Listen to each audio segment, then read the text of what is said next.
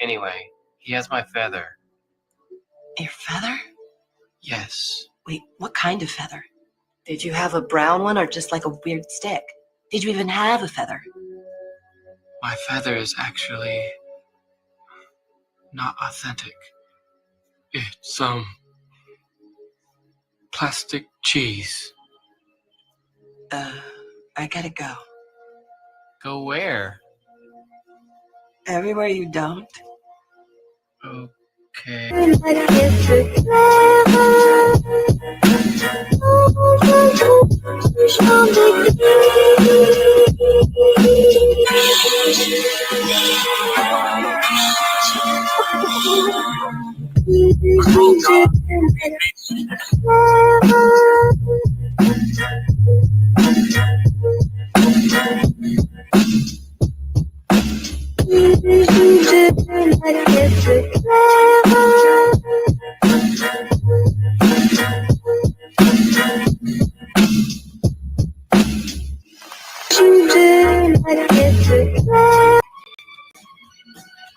prepared for a mutual strike, so shall we stab each other with these spikes?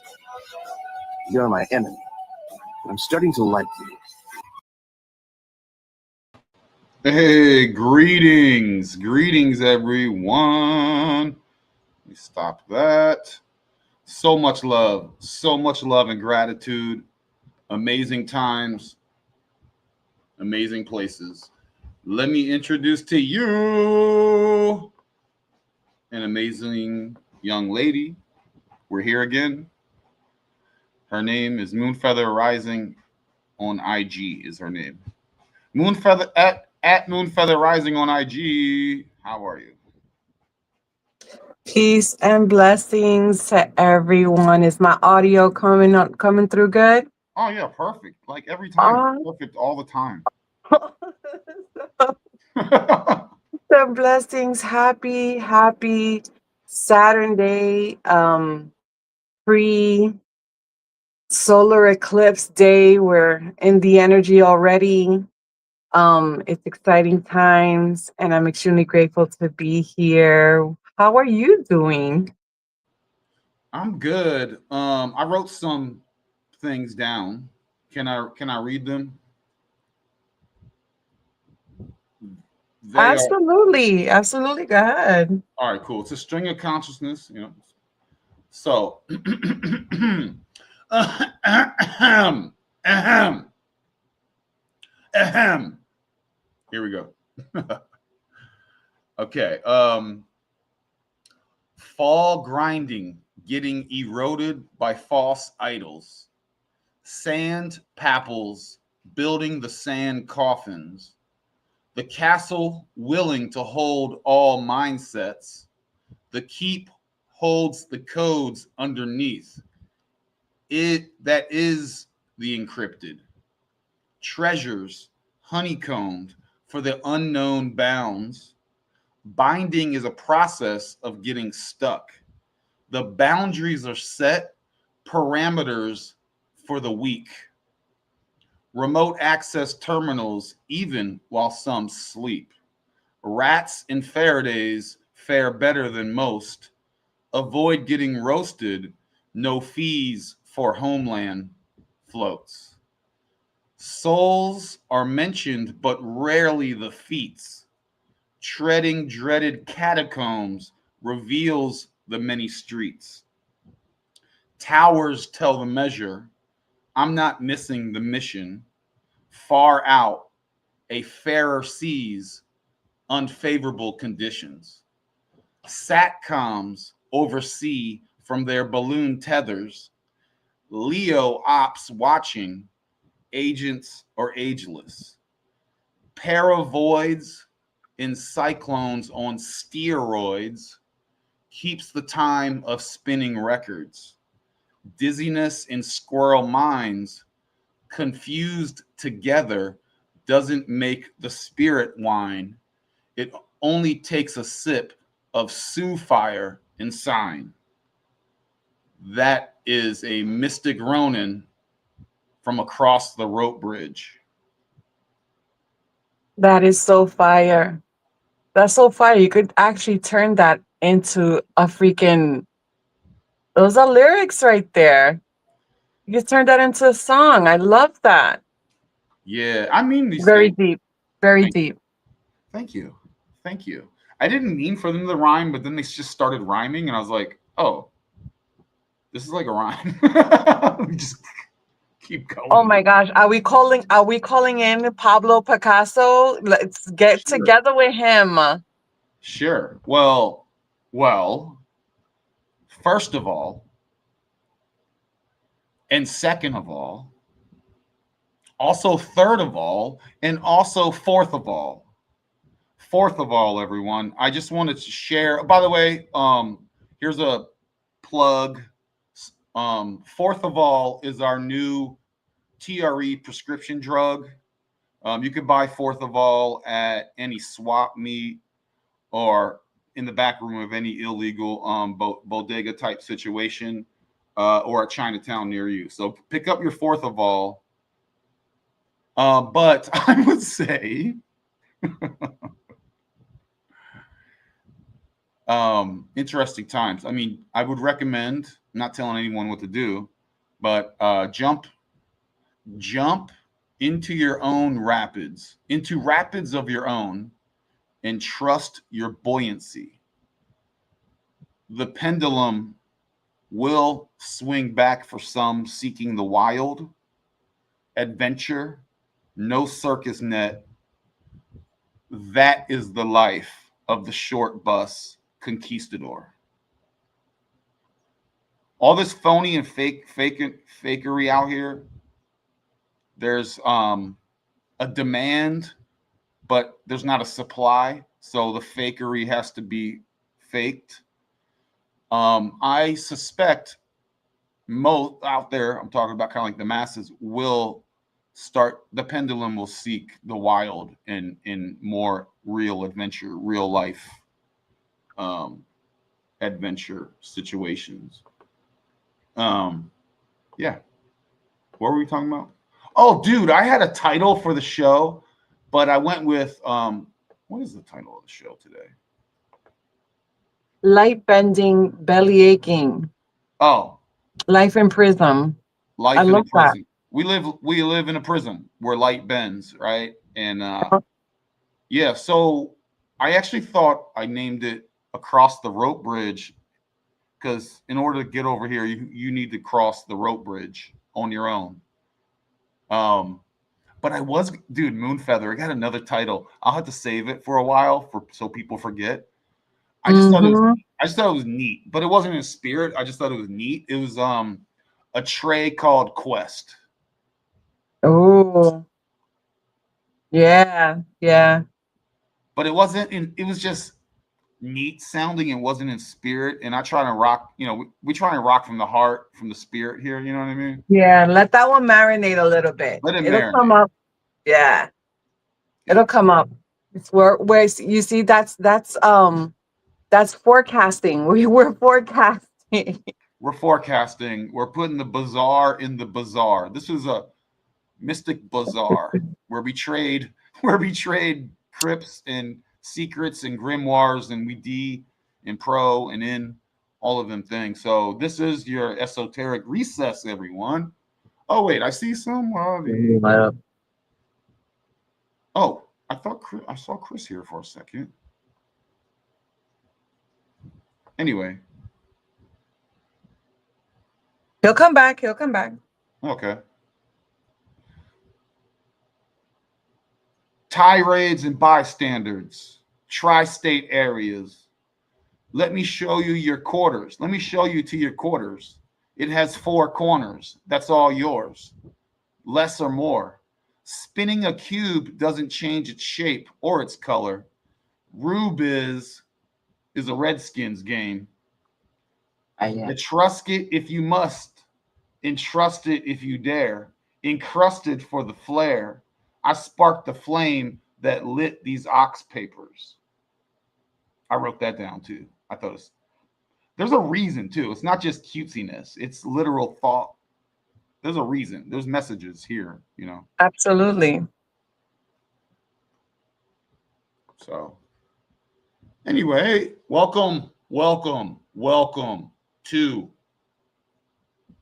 Is it a great show or the greatest show? Is this the bestest show that exists on the internet? Well, The greatest show, the bestest show in the universe. it's funner and smarter than anywhere else. Get out of here. Get out of your minds. F your scholars. You know, F your. I want to introduce Chris Miner, but I have a rant coming. I got a rant, but I'll hold it. I'm gonna try not to forget it. Welcome to the show, Chris Miner. Chris, what's up, dude? What's up? Oh, what's up, Chris? Yeah, how is the mic right now? Is it too low? It feels No, low. Nope, it's low. They lowered me. They did it again. It feels low. Better now? yeah, I think it Yeah. sounds good. Sounds good. Yeah, let me make What's sure. up, Chris? Nothing much. What are you guys up to? Ah, I see what they're doing. They're adjusting my volume, those motherfuckers. Here we go. This should be better now. I'm having trouble hearing myself. Hold up, I'm gonna get it set. I'm gonna get it set up. Something was going on. They switched me. They switched all my shit. They keep doing this to me. All right. How's that? Nope. They Good. pushed me down again. How's that? Better? Better now? Better. Yeah, yeah, better now. Yeah, there we go. That should be good now. Okay. We're set. Yes. Awesome. What's up, Chris? Where you been? You've been dipping in and out of different universes? Trying. You know, what about you guys? The same thing. Ronin was just spitting some fire like poetry from the soul right now, man. Oh, keep going. Don't let me interrupt. So, yeah, I was listening to this old dude from the 80s, this old Asian guy, and he's probably popular, but he was talking about the spiritual teachings of a lot of spiritual teachings, and they separate the spirit from, you know, the physical, the day-to-day, and really it's all one. The day-to-day is all one. The practical is all one, right? And he used like the teachings of, like, if you talk about Jesus, you know, talk about the cup, you know, you talk about what's in the cup, but you don't talk about outside of what's on the outside of the cup. So that's where a lot of, you know, I try and come with practical knowledge here that you can actually use. So I just thought that was interesting. I tried to put it in an intro, but the sound was effed up, so I cut the intro in half. And then a funny thing happened to me yesterday and today, related. My dog broke my window because she's a huge mastiff spaz, and she punched through the window. Okay, no blood or anything. And I cleaned it up. Right now, I taped over it. I put black plastic and cardboard for now. I have to replace this window. It's a big window.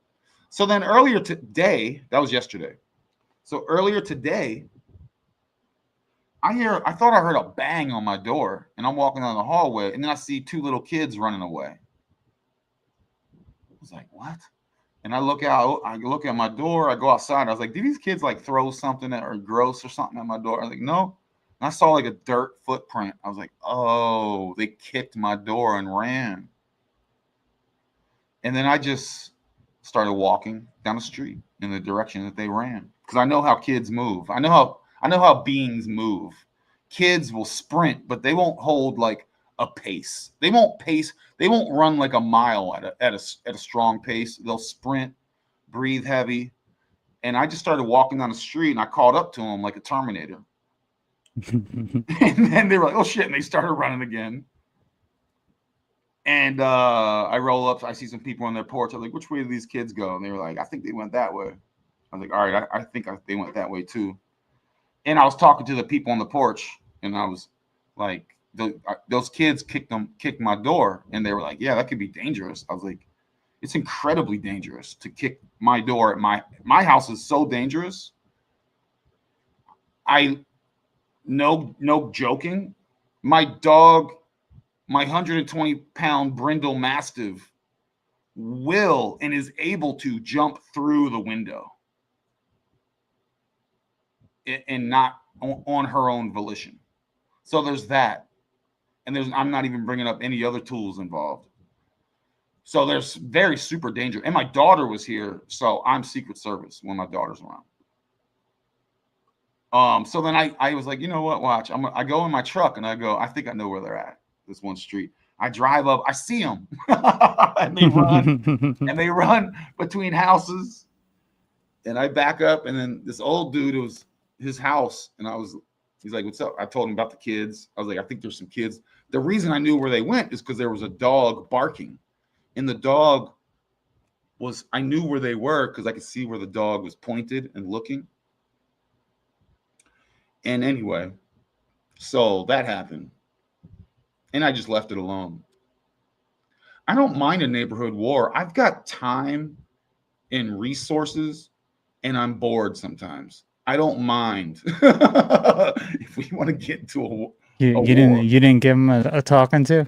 I didn't catch up to them like that. I was really just trying to find their parents and let them know, like, hey man, you come and kick my door, especially nowadays where they're, on the internet there is a rash of people kicking doors in home invasions. How old were they? I mean, they were not middle school. They were probably like 10. So what the hell? That's like their new version of the ding dong ditch. Is that it? Yeah. But they kicked my door too. And I'm just like, yo, bro. Anyway, that happened. That's weird, man. Mm-hmm. I wonder if it was because, how old's your daughter? They don't know my daughter. Well, I mean, would they maybe have a crush on her or something? They're just doing something stupid. No, she's so. No, they don't even know she's there. No one even knows she was here. So they're just being idiots. Yeah, they were which is cool. Cool. I mean, I've done way worse as a kid. Mischief, but it was a different time. You know what I mean? Yeah, that's so random to kick someone's door. Super random. I feel like I remember back when people would do stupid shit like nail a mailbox with a bat driving in a car, which I never did, but I know people who did that like a long time ago. Oh, that's like Stand By Me stuff. Yeah. And I always thought that was it. Oh, that's wild. Yeah, that's wild. Yeah, I did vandalism. I did all that. I did really horrendous stuff. So I'm not too judgmental. I wasn't even mad. But I was also like, let's go. Let's see where this goes. So,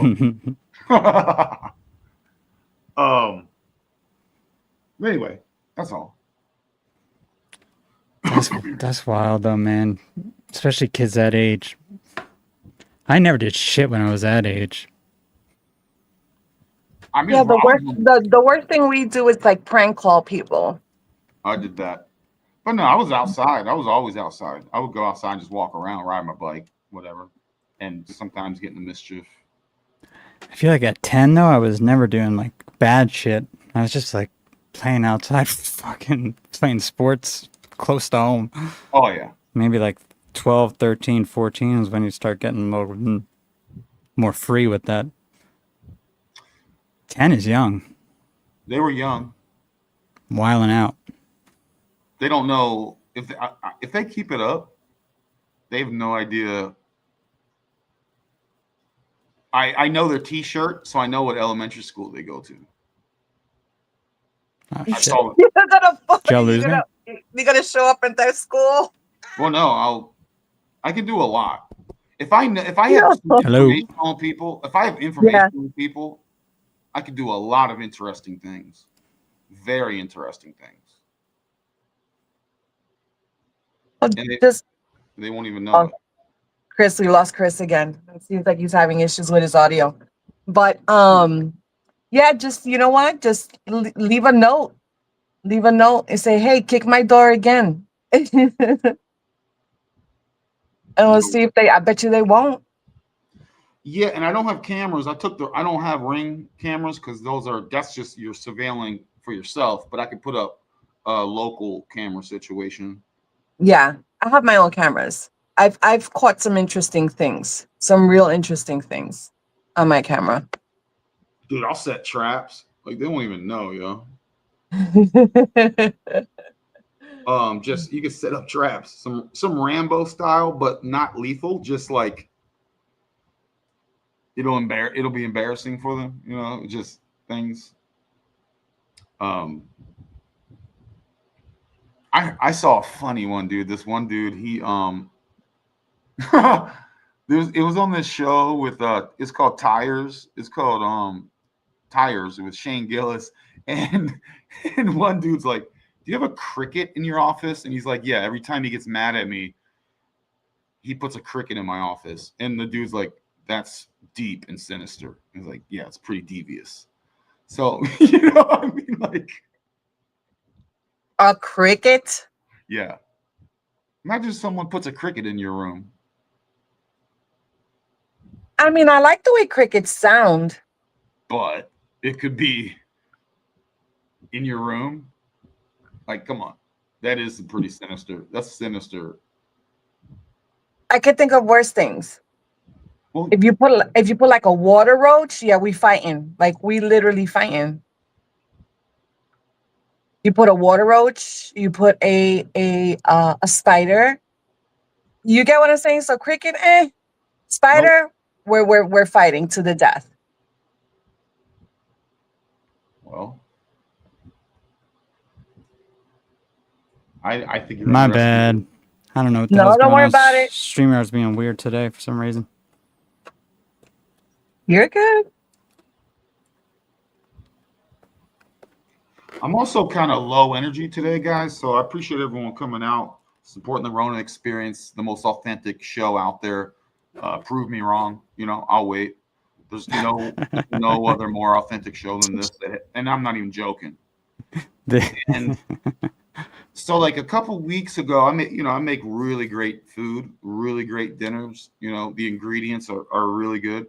And I was like, I got some basmati rice. Let me just put this on some rice, some basmati rice that I like.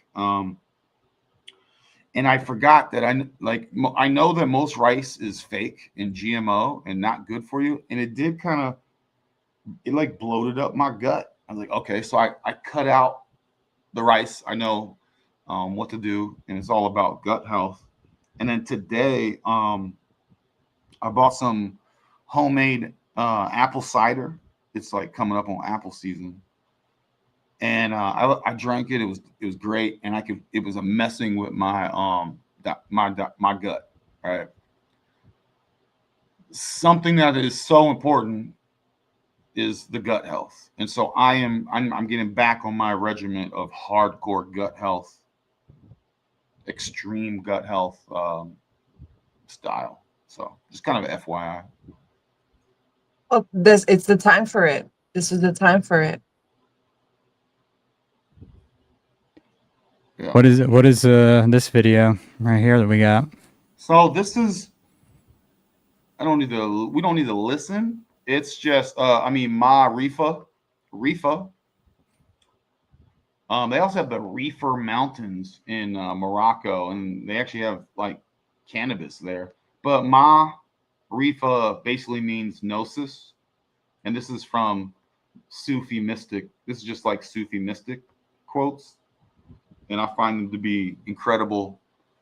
And it's back on the Sioux, you know, the Sioux. So the Sioux Phi is all across the realm. You know, it's one of the things.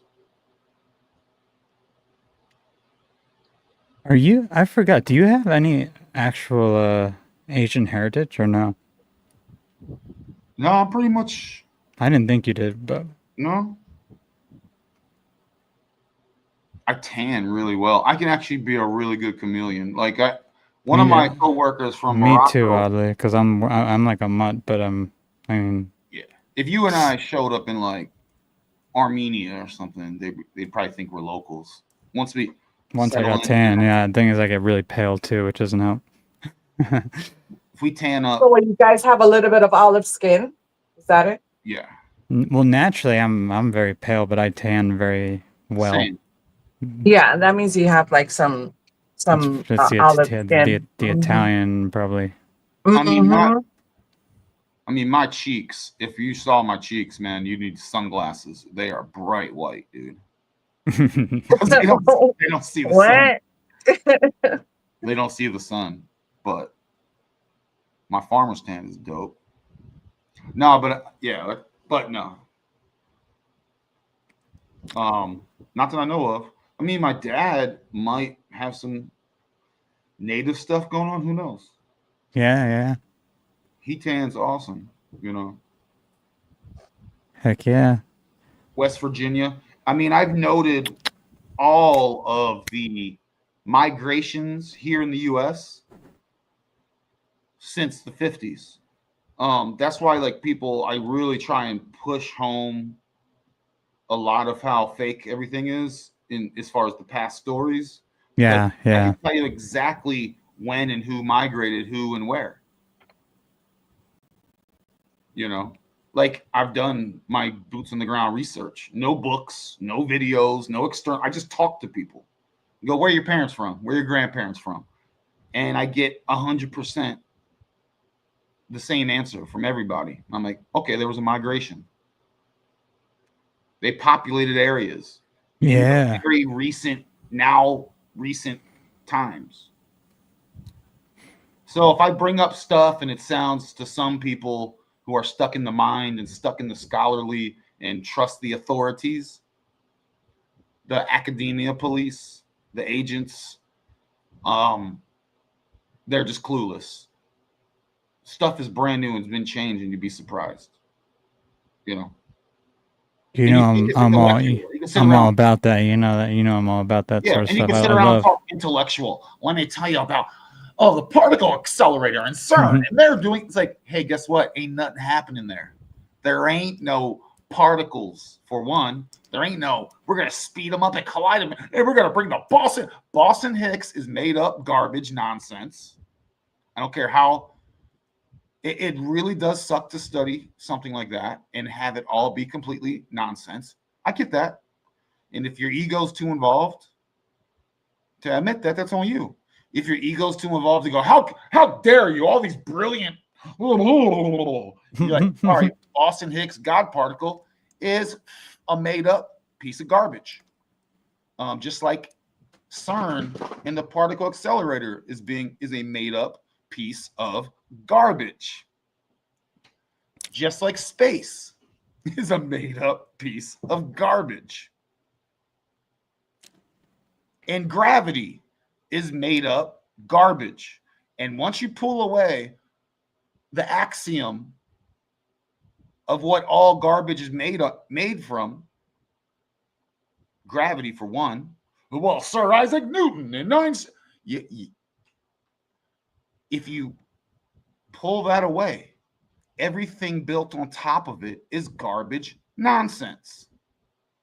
So if you still believe in that, or you're not open to it, or you feel you must defend these ideals,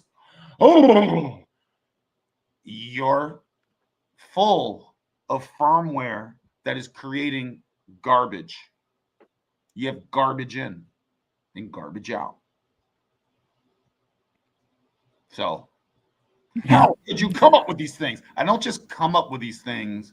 That I didn't just think of this today.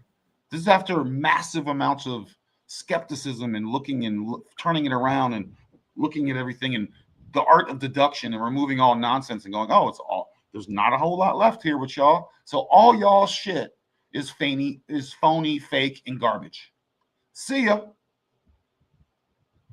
But you can spin around and talk about, so many people go, oh, I read Science Magazine today, and it talked about the quasars and there's even a quasar when you look close enough into electrons and blah, blah. It's like, get the fuck out of here. What if electrons are fake too?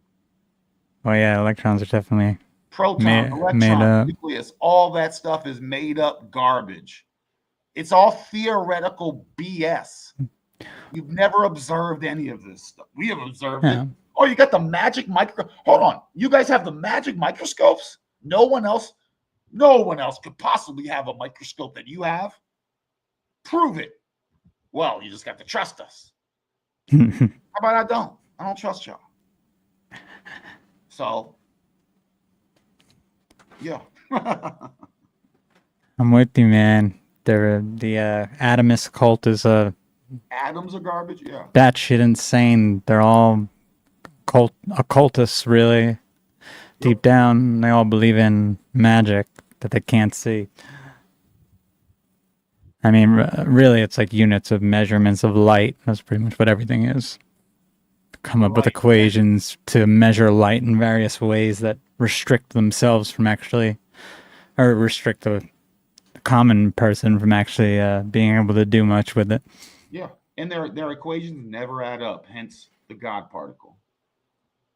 Yeah, they have to keep making up new things and new things. Dark matter. There's no such thing as dark matter. Oh, yeah? Check out my chalkboard equation. It's like, what are you talking about? And that's the only way to fudge their whack-ass equations that don't exist and can't be observed or recreated to scale.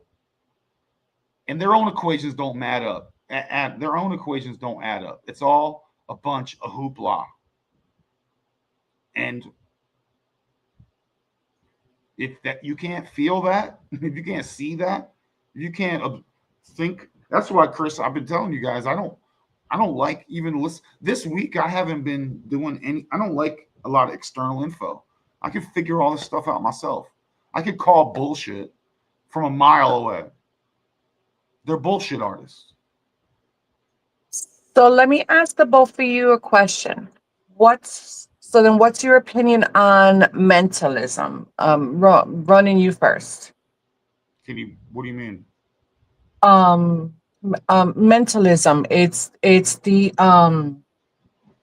theory that everything physical, everything that we see, the universe, everything that we see, it's just whatever our mind interprets. It's interpreted by our mind.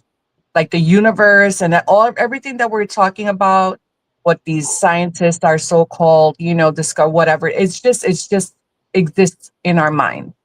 It's projected there just from the thought of our mind. Well, that's why I talk of Zatoichi vision. Be a blind master that knows their surroundings inside and out. There is the inside and out of you. You're a cup. And there are also elements outside of your cup. There's elements inside your cup and outside of your cup. Now, the problem with that is I've been on the beach and have shown my friends, look out into the ocean. Do you see a curve? And they say yes. And I go, I just so happen to have a level that operates on sea, water. I'll hold this level up out to the ocean horizon. Now look at it. Do you still see a curve? Let's get down. Let's put it down and let's lay down and look at it. Do you still see a curve? And they'll say yes. You can, or let's be on a plane up above. Do you still see a curve? They'll say yes. And I'm like, I can hold up a piece of paper on the window and show you that it's straight all the way as far as we can see and all the way to the other side as far as we can see. Now our eyeballs, that is an actual law of perception or I think perception, vision, whatever you look, looking down a hallway, right? It gets smaller. It looks like a certain thing. So all that to say, you can install firmware to the point where you can actually deceive someone's vision and perception and that individual's mentalism. Now, to go a little like on the deeper side, and I don't like, because when I hear mentalism, I get, maybe I hear it from like movies and stuff, you know what I mean? So it's a bit of I like know. I keep thinking of like mentalists who are like mentalists similar to hypnotists, but not really. They're more like very intuitive, and they could kind of read body language and shit. But I think that is related, but to this now, all is mind. Sure, but the mind can be lied to. That's why I always talk about checking your firmware and being your own programmer, not leaning on external experts, right? So it's hard to say. I mean, I do. Part of me feels like this is a sim. It could be a dynamic sim. What exists outside of me right now? A vision. Are those kids from earlier today? Are they even real? Or when I don't see them, do they walk off into the NPC video game land and just buffer and filler space in this realm? I can't. I don't know. I have opinions, but How about you, Chris? yeah. I mean, because right when you said it, I thought of mentalists too. Actually, the more so of people doing the sort of trickery based on their intuition and reading your body language. But if you want to get into like bioenergetics and are we creating the reality around us with our thoughts? I mean, I definitely think that the basis to reality is consciousness in one way or another. Whether that be consciousness, and I think that consciousness comes from a source and then has fractaled out into all of us. And I mean, I think there's probably people who don't have any of that source consciousness at this point here with us. So it's like then you're actually dealing more in like a natural sort of simulation. But I don't like the word simulation because I don't think it's a sim. It's just for me, it's an umbrella phrase. It's just I think it's like things repeat here. So it seems like it almost is a simulation, but it's just the natural rhythms of whatever this place is. So MoonFeather, who won? Who won that? I think it's a tie. It's a tie. Great, perfect answer. Well, what do you think then? What do you think about it, of your own question? Answer your own question. Okay, so I looked up the just to give the textbook definition for anyone, right, who's interested. It's the psychology. In psychology, mentalism refers to those branches of study that concentrate on perception and thought processes. For example, mental imagery, consciousness, and cognition, as in cognitive psychology. So you guys basically, gave your thoughts on this. I touched on this. You believe more in consciousness and the things that you see and perceive than what you're told, or what we're taught. So it's always been what's in my energy, what I see, what I feel, the vibration, frequency. That's always the way I've learned, and then later on, I learned it in a book. You know what I'm saying? So, energy doesn't lie. Energy is, or any type of energy is extremely powerful.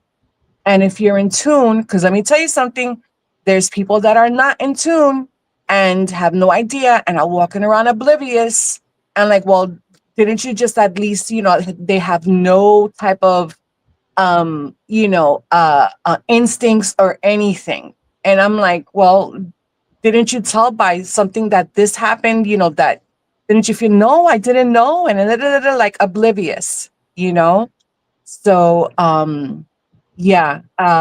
And at the same time, two people could be talking about one particular topic and see it in different ways and different perspectives. But is it wrong? You know what I'm saying? You see things one way, I see it another, but then at the same time, we could still absolutely be reaching and thinking about the same thing, but we just see it in a different perspective. That's why I think it's. I think now these terms I'm not a fan.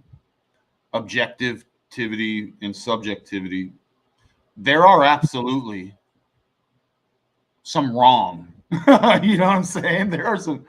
You can have two people talking about something, and there can absolutely be shown someone's wrong or both are wrong. In my opinion, because some cats are just wrong, yo. Well, no, yeah, but Well, this is my truth. It's like, well, your truth is flipping wrong. But anyway, for me, I've been embracing the short bus retard style. I don't listen to anybody about anything. And I literally have all the answers, folks. I got it all figured out. But in order for you to fully grasp the message, you have to also embrace the short bus and put your hockey helmets on and just get retarded. Because none of these goofy cats out here know anything about anything. There is some, I observe, I note the observation. If Chris observes and notes a different observation, we can definitely talk and just share it and discuss. But if I'm looking at a daggone hippopotamus and he's looking at a freaking alligator and there's someone's wrong. This ain't my truth. Yeah, right. You know what I mean? There's obvious. No, there's obvious truths, but in many things where a lot of things are still unknown, and if you feel a particular conviction about something, and the other person doesn't, then who is anyone to say like, oh no, you're wrong on your conviction? No. The build, if one authoritarianism, meaning the scholars, those with the degrees, the Rockefellers and the Harvards and all their Jesuit, Templar, Teutonic, all these people came from actually Genghis Khan originally, and that battle still just, they're cleaning up their battle now. If someone goes, well, look, you already lost me. Get out of here. There's no falling on, well, the authority of academia. If someone, so that's one thing. That's not all of it. For me, that's the art of deduction. If someone uses that as their claim of this is how my observation is correct, I go, see you later, you lose my number. You have firmware, you have malware, and you're not your own grimoire. You're not your own programmer. So I'm like, see you later. Now, this is kind of why I like mushrooms, for example, right? So like Chris and I could be sitting, we sit together, we got a decent dose of mushrooms where we're able to communicate, and we can talk more sincerely on, look, this is what I'm noticing. Yes, we both see the sacred geometry because that's what happens when you put on those lenses. And sure, I see this tree to my left is like one of my best friends that's talking to me right now. Sure, there's that, but also we can these deeper convos where it removes that firmament, that firm mind, and have a little more tilled, fertile soil to where we can sit and have open conversations that are not anchored or tethered to anything or anyone else, especially if those anything or anyone else's are actively trying to kill us, because that's what's going on, folks. Yeah. And these are, again, Genghis Khan remnants. Genghis Khan has taken over the world. His battles have taken, that's where you get the Teutonics. That's where you get the Templars. That's where you have that massive, various migrations. and destroying of the Sioux, the serpents, the Sioux, the Sioux-Fi, the Sioux, the the Caucasians, the Blackfoot, all the people here in the Americas, up and down. That's where you get things like how you have populations of things.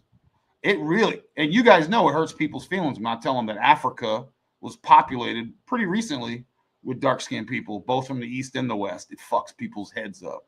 Yeah, you're real mad. Africa. They go, well, no, I mean, slaves, dark-skinned slaves were taken from the Americas and sent to the Africas. And then the Caucasians, the Pele, the soulless ones, the evil people came from that side. The Pia, the Caspian, and the Cauca, they came and populated Africa 500 years ago-ish, maybe a little more. And then all Europe being dark-skinned Saracens, that fucks people's heads up too. Everyone's getting offended because why are they getting offended? Because they're tethered to what they were told was a thing. And those people look like them. So that's, how dare you talk that? Whoever you ask is offended is because the people that I'm talking about, they look like them. Insert whoever that may be. I'm Irish. I'm a Viking. I'm a fucking tall ass Viking, and I'm Dutch and shit, and I'm a big ass white dude. Yeah, it kind of sucks to find out that like people look different. It kind of sucks, than you thought. And you can look at this. So why am I going on that little rant, right? It's because all this, even the spiritual stuff, even the Gnostic stuff, even the, everything stuff, the Abrahamic stuff, the Enulil Enkies, oh, it's everywhere, and the this and the that. When you boil it down, who wrote it? And who's been killing the real scholars? Who's been killing the Sioux everywhere? Removing the serpents from Ireland, those types of things. As one simple example. The Karas, the Karians, the Caribes, removing them out of everything. The Moors, the Murs, the Mars, the Mervers, the Masons. Who killed all the Masons and took over their shit? People who don't really know how to do masonry. Well, they ain't building. They ain't building. No, they ain't masons. That's for damn sure. They ain't building arcs, awesome arcs and spires. And actually, that was my opening segment here. Was based on keeps and castles. They're not building anything cool, but they like to walk around like you ain't laid a brick, dog. Exactly. And build something with your geometry. I know the secret. And you ever notice, Chris, anytime you talk to a Mason, I've never met like, I'm a level 4 Mason. No, I'm a 33rd degree man. Oh, you're all the coolest Masons ever. Yeah, you all are masters of the fucking like, temples. I'm number 14 in the Mason. Like, no, it's like they're all fucking and they share a bunch of bullshit. These people don't even lie. They're just being fed lies, and then they propagate the lies with extreme conviction. So when you talk about that mentalism stuff or the perception, how can you trust your own perception if you've entrusted the programming from others to embed, and you feel incredible, and that's where you're going to plant your feet. That's where you're going to dig your heels in. Yeah, that's why. I really think the only thing you can know is like that there's a basis in natural law or spiritual law, which is like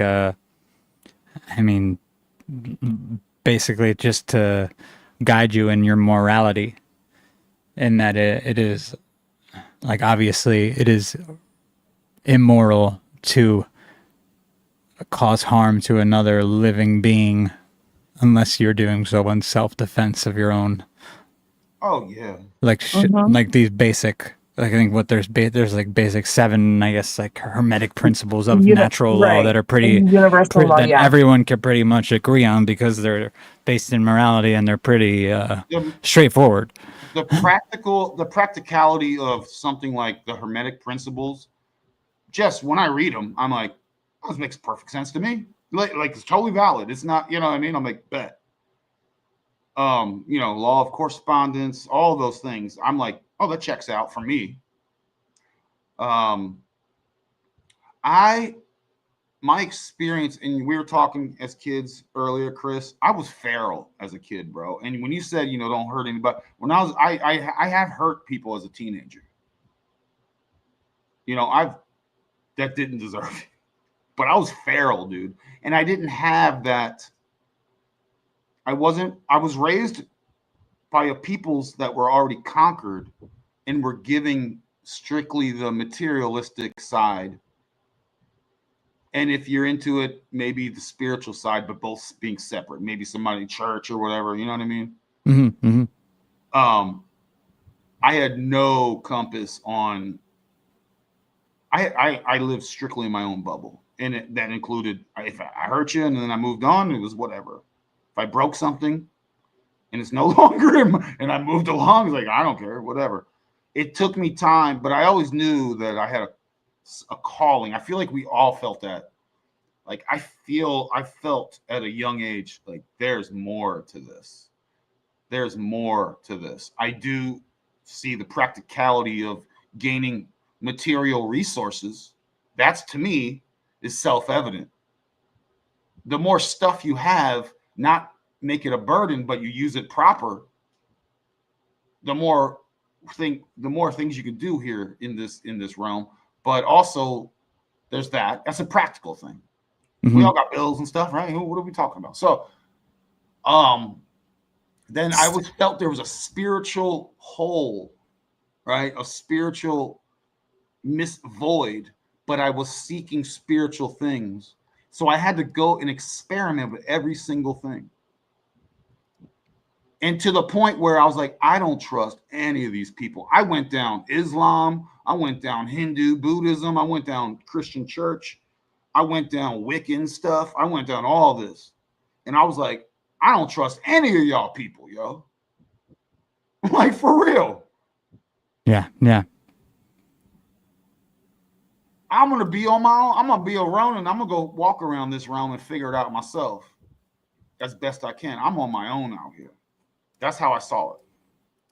And I'm going to figure it out. I'll even read people's stuff, books and stuff. Oh, this famous scholar. And I'm like, I don't even, Carl Jung and all that. I was like, you know what? Yeah, they say they say valid stuff, sure.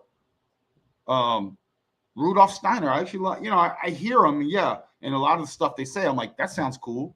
I can dig that. That's what I've been thinking myself. But also, I don't trust anybody, yo. The only people I really trust at this point are cats like y'all, cats like Slick Dissonant, cats like Jorge Mesa, Third Eye Edify, and a few other people out here. Just several others. I'm not in name but you know, the people in this crew, and we go, hey, let's talk about this and figure it out on ourselves. I have a problem with people that rely strictly on the mind, strictly on the scholarly stuff. That actually, I don't want to hear you repeat to me some shit you read. I want you to maybe reference some stuff and then give me your own unique, authentic opinion on that. Mm-hmm. And I don't have to agree with it. I'm cool with it. And I may make fun of you, but hey, we're friends. So that's what we do. But I'd rather have that discourse and convo than, I mean, if you go to college and you have a degrees in you know, all that whole, you know, Saturn and all that, robes and all that shit, that's fine, but it doesn't mean anything to me, obviously. Yeah, yeah. No, I agree. I mean, and that's why part of the reason I like the idea of natural laws, because it's really just based in kind of common sense. It's like first principles, like where you go back as far as you can without contradicting yourself, and you come to a common sense understanding of what has to be true in certain cases. Magique, So- can we MoonFeather, can you say what's up to the chat? I've been ignoring the chat and just trying to vibe. No, yeah, I have been. What's up, So- everybody? Yeah, I've been chatting with here everyone in the chat. Shout out to Esme, to Sherry. Magique showed up. What's up, Magique? Haven't seen him in a minute. Yeah, thank you so much for everyone coming through. But listen, so then I have a question for you guys then. Now that we're talking about What's with the questions? yeah, I'm trying to get a little deep. What's up with these questions, yo? Who are you working for right now, Moonfeather? So, oh, listen, Ronin, you come up with a lot of great questions yourself too. So I'm just trying to match you. Great questions come straight from the short bus retard style. Well, then there you go. All right, so you guys were talking about the seven hermetic principles, right? Which I honestly I vibe with them. They absolutely make sense. And I don't even think that that's not even really natural law. Natural law, I think, is more so like first principles based on morality. It's a little different, but they do talk about it in like the Hermeticists do talk about natural law, obviously. Okay. Moon, I have to use the restroom. I've told you about my issues. I've been having issues. I have to use the restroom. I'll be right back. Go ahead, brother. All right, guys. Yeah, the Hermetic. I think the Hermetic principles. Don't make fun of me, okay? Don't make fun of me, Moonfeather. No, at least he told us this time. Not like the last time, like he just dipped it. We were like, "Where is he?" We're crickets. We are crickets. But anyway, go ahead, Chris. Take breaks. Hey guys, TRE. I'm taking breaks. I feel like the Hermetic principles are more like kind of laws of the physical and metaphysical reality that we find ourselves in. We have the law of mentalism, correspondence, vibration, polarity. This is almost like physics. Right. Okay. Yeah. So natural law would then be more like the idea of a morality based on in first principle, based on a point of non-contradiction in logic, where you can't go back any further, and you're like, okay, this is objectively, we can all agree this is wrong or this is right, this is good or this is evil. Like we can all pretty much objectively agree that murder is evil. You don't kill someone for no reason. You don't kill someone for pretty much any reason, unless they're attacking you or doing something that's more evil than, you know what I mean? Right. Okay, perfect. Right. So let's say one carries themselves in accordance to these universal laws, which makes sense. Everything that you're talking about, right?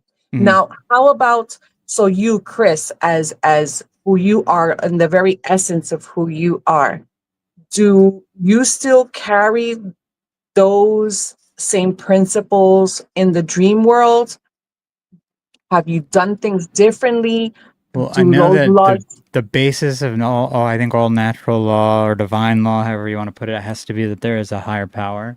So like basically you would always sort of be subject to a source sort of creator or energy.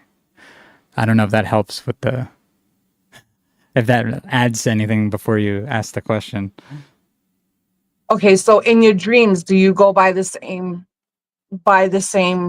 laws? Like, or have certain things presented themselves in your dreams where you felt you kind of broke them? Do they still apply? I've actually never had even when I used to have a lot of lucid dreams, I'd never had a situation where I didn't act in the way that I would want to act in actual, in the 3D. Yeah, in actual physical reality. Yeah, no. Okay. All right. Cool. Yeah. Because I feel at that point you might, especially if you start getting like into, some people might become more hedonistic when they start astral projecting. Like I know Robert Monroe talks about how he was just having sex with all his wife's friends in the astral realm, which that's like some sort of, that's when I feel like people who do that haven't worked out something in their own subconscious already in the physical realm, and then they start trying to work it out in the astral. In the astral or in their dream, right? Oh my God, yes. Well, two things. I feel like you were just crushing right now, Chris, and I want if you can say that again. But also, Moonfeather, what do the kids call it? Are you, as the kids say, are you swagger jacking my hosting my skill? Because you're like, I'm going to ask questions. And I told you yesterday that I've been trained in social engineering, like for work. And people love to give their opinions. So if you just ask a question, so first of all, I just want to shout out to my style, dog. Is what I'm saying. Not really. And I just want to state my originality with my psychic powers. What did I say when we first started? I said, are we going to shout out Pablo Picasso? Are we gonna manifest him? And look at, he just entered into the room. Oh, well, that might be a All blessing. right, so I don't swagger jack anything. That might be a blessing. But you guys don't even know Picasso TV. I was tripping out the other day. They were talking, and we did conjure him, and he heard the call. He heard us.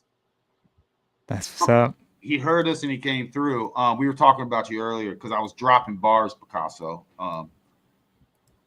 You don't want to hear me rap; it's the worst. But I can write stuff, and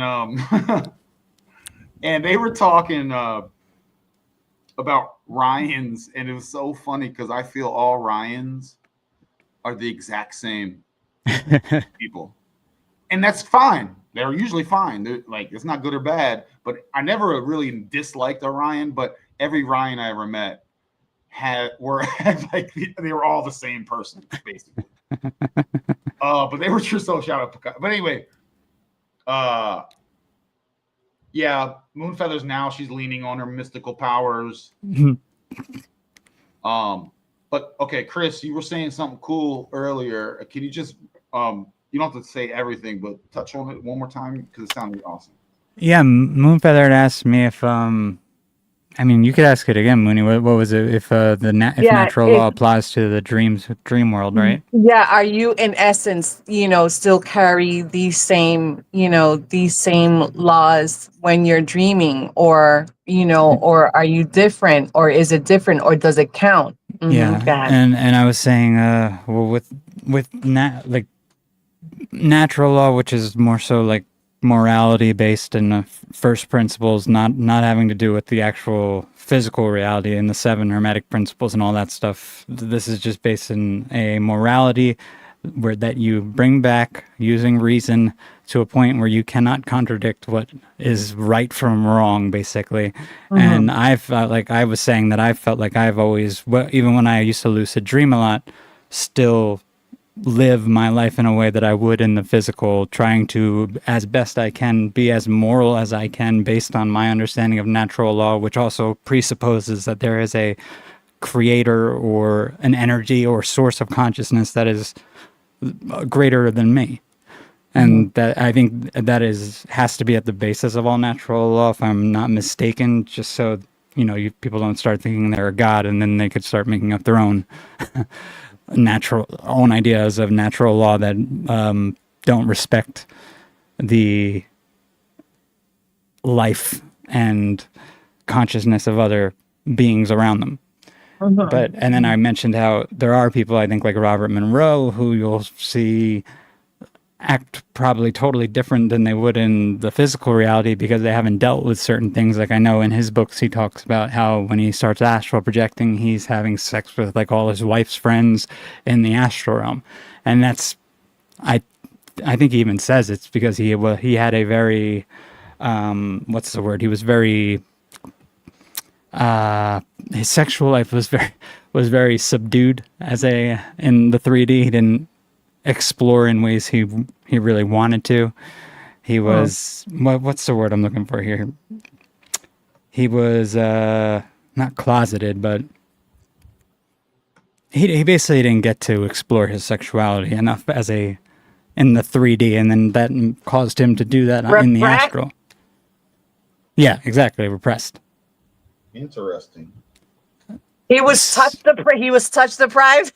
Yeah, he was touch deprived. Madhu was touch deprived, and he didn't do anything about it to try to make it that better. So then you have him violating certain. Yeah, that's like, like, yeah, and no, it's that's not like, bad. and That's some bad. of it may not be crazy violations. If I don't know how many of these people were conscious in the astral realm that he was having in sexual relations with, but if there were people who were unconscious and he's like, taking advantage of them, then yeah, he's violating natural law that in the astral, and that's a violation he wouldn't or hasn't at least done, as far as we know, in the physical.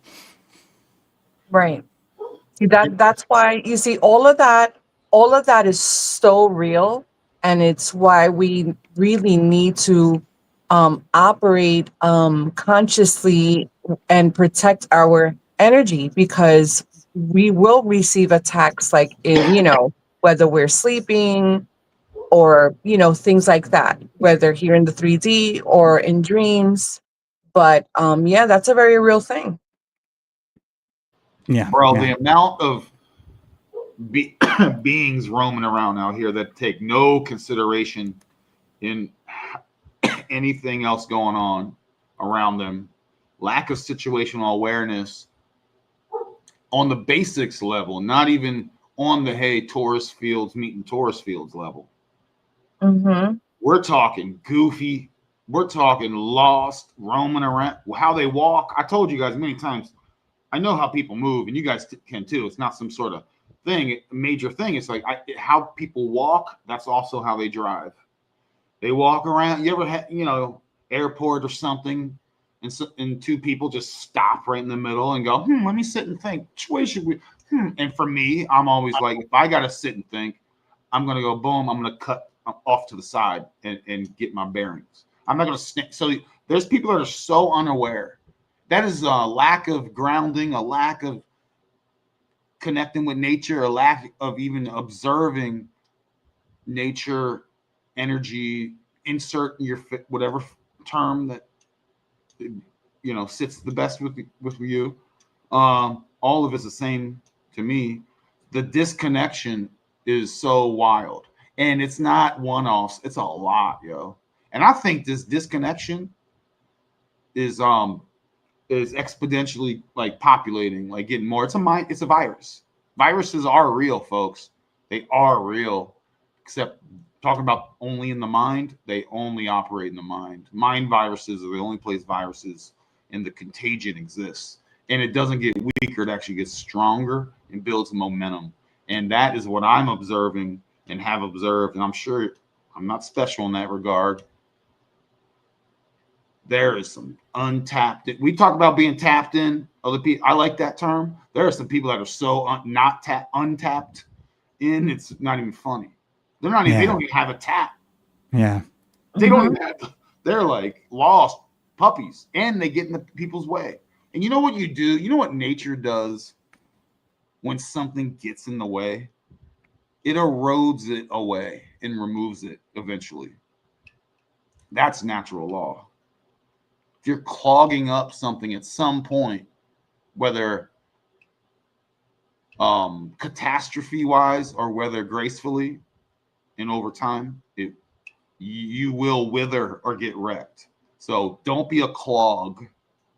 Get in a flow state and be conscious of other conscious beings out there around you. Well, see, and that's actually, I would even probably say Basically, that Chris, that's. and I'll be quiet. I said all that to all I want to say is get out of the freaking fast lane, folks, if you're going to drive slow. Yeah. That's the only reason that was a long rant to get to the point of get out of my way on the fast lane, B. I'm here to move out. Anyway, Chris, go ahead. No, but it's good that you bring that up, because there's definitely like this is another type of view of natural law that's more like law of the jungle. Like this is like the actual natural law when you take even morality out of it, and it's just like it's almost like a Darwinism, but it's minus the, we don't need to resources get into all the it's kind of like if you're strong and you're actually pulling your keep, you're gonna be more than likely the one who survives because you're actually doing something to survive. So if you're gonna be someone who just mooches off other people and don't pull your weight, well, what's gonna happen? Like you're obviously not gonna be a valued part of the group or of the society you're in, and you're not gonna be needed anymore. Oh yeah, you're useless. Yeah. You're useless. You have no purpose. So now the natural law or divine law of morality may prevent us from getting rid of you, but there's going to be a point where people just don't associate with you because what are you? You don't have anything to offer them. When the pendulum swings the other way, that's just what happens. And there's nothing wrong with it actually when you look at it that way, and I'm cool with looking at it that way. There's no morality. Actually, there might very well be no morality here in this realm, and we're just making up being all empathetic and sheesh. Maybe not. I don't think so. I don't think And that. yeah, I think there is, and I think I'm just throwing it out. I That's think not we something that I think we feel it when we see it, especially when someone does something particularly. I think the untapped beings are so it's saturated and they're useless that they need to and I'm not this nature. I'm talking nature will weed them out because there is an oversaturation of them and they're not bringing value to the biosphere or whatever cosmosphere or the symbiotic relationships between everything. It's out of balance and they'll get weeded out because it's yeah And see that this should be a natural process of that happening by itself. The problem is we have social engineers who believe that they have the right to just pick and choose who they think. Social engineers,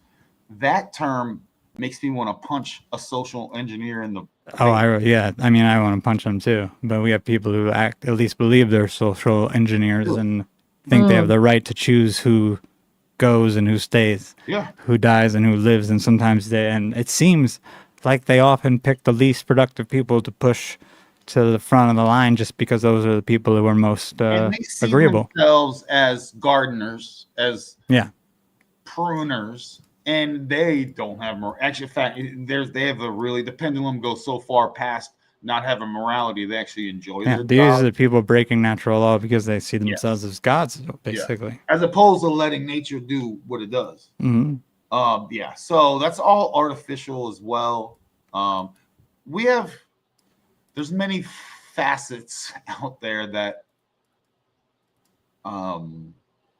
don't benefit our energy and take away from our energy. Some stupidly and ignorantly, just because they ignore. Ignorance is just ignoring stuff. That's all. It's funny how people they'll get so bent out of shape if you say something about them being from ignorance. It's like, why is that word so powerful? Because it points out that they're ignoring possible things. And we're all, who knows? I talk to the mirror, folks. You guys know that. Real quick, Sherry, check out. I like their live on like Mondays, and they have a good time. They have a good sense of humor, yo. But his music's dope too. Yeah, check everybody out. Everyone check everyone's stuff out, yo. That's what's up. It's how we grow. Speaking of gardeners, if it's not growing, it's dying. So we need to get the Ronin experience growing, yo. Heck yeah! Share, comment, share it, subscribe. Shaming tactics, use peer pressure, use physical intimidation, cancellation if you have to. We're our own social engineers out here. Okay. Speaking of this, the ignorance and stuff, I just saw a little bit of it today on. Every once in a while I'll get a notification from my old Nextdoor account. You know that app Nextdoor from your local community, and dude, it's so crazy to me how the people out here who are obviously who are on the political spectrum to the left, they seem to forget how like all through 2020 till 2023 till I guess this is the last fake election cycle, they were calling for people to be fired from their job or get their kids taken away or be put basically in a camp if they didn't agree with the COVID stuff. And now they're getting so worked up over Jimmy Kimmel, this loser, this stupid, dumb actor who means nothing. The whole thing is obviously so easy to see through. And then even people on the right are even being pulled into it. It's so dumb. And it's like, it drives me insane that people could be that ignorant on both sides, because it's like you have people on the right not seeing the double standard they're obviously now breaking and have been complaining about for the last 4 years, and people on the left who are just freaking unbearable with their ignorance. And shout out Sherry. She does her part, and she's always sharing people's stuff. Shares everyone's stuff far and wide, even when you don't know it's happening. And that is great. Yeah, she's great. Machete. I mean, she's a heathen, We're all heathens. Don't forget that. She's just not one of the more feral ones. We all got to spray the area. They're spraying the area with the black goo, yo. I've been trying to spread the message about black goo forever. This is for real black goo, both figuratively and literally. It's weird out here. Yeah, what was it? I've been seeing videos of something going around that people, I don't know if it's real or AI or what, but it's like, it looks like some black goo sort of stuff that people have been sharing. It's been around, dude. It's been around. Well, I no, just saw I know something it's before been coming around. on. I know it's been around, but there's been these new videos going around that look, I don't even know how to explain it. It looks like it's this Like a venom, like yeah, a venom they're calling it a venom, like the character from Marvel.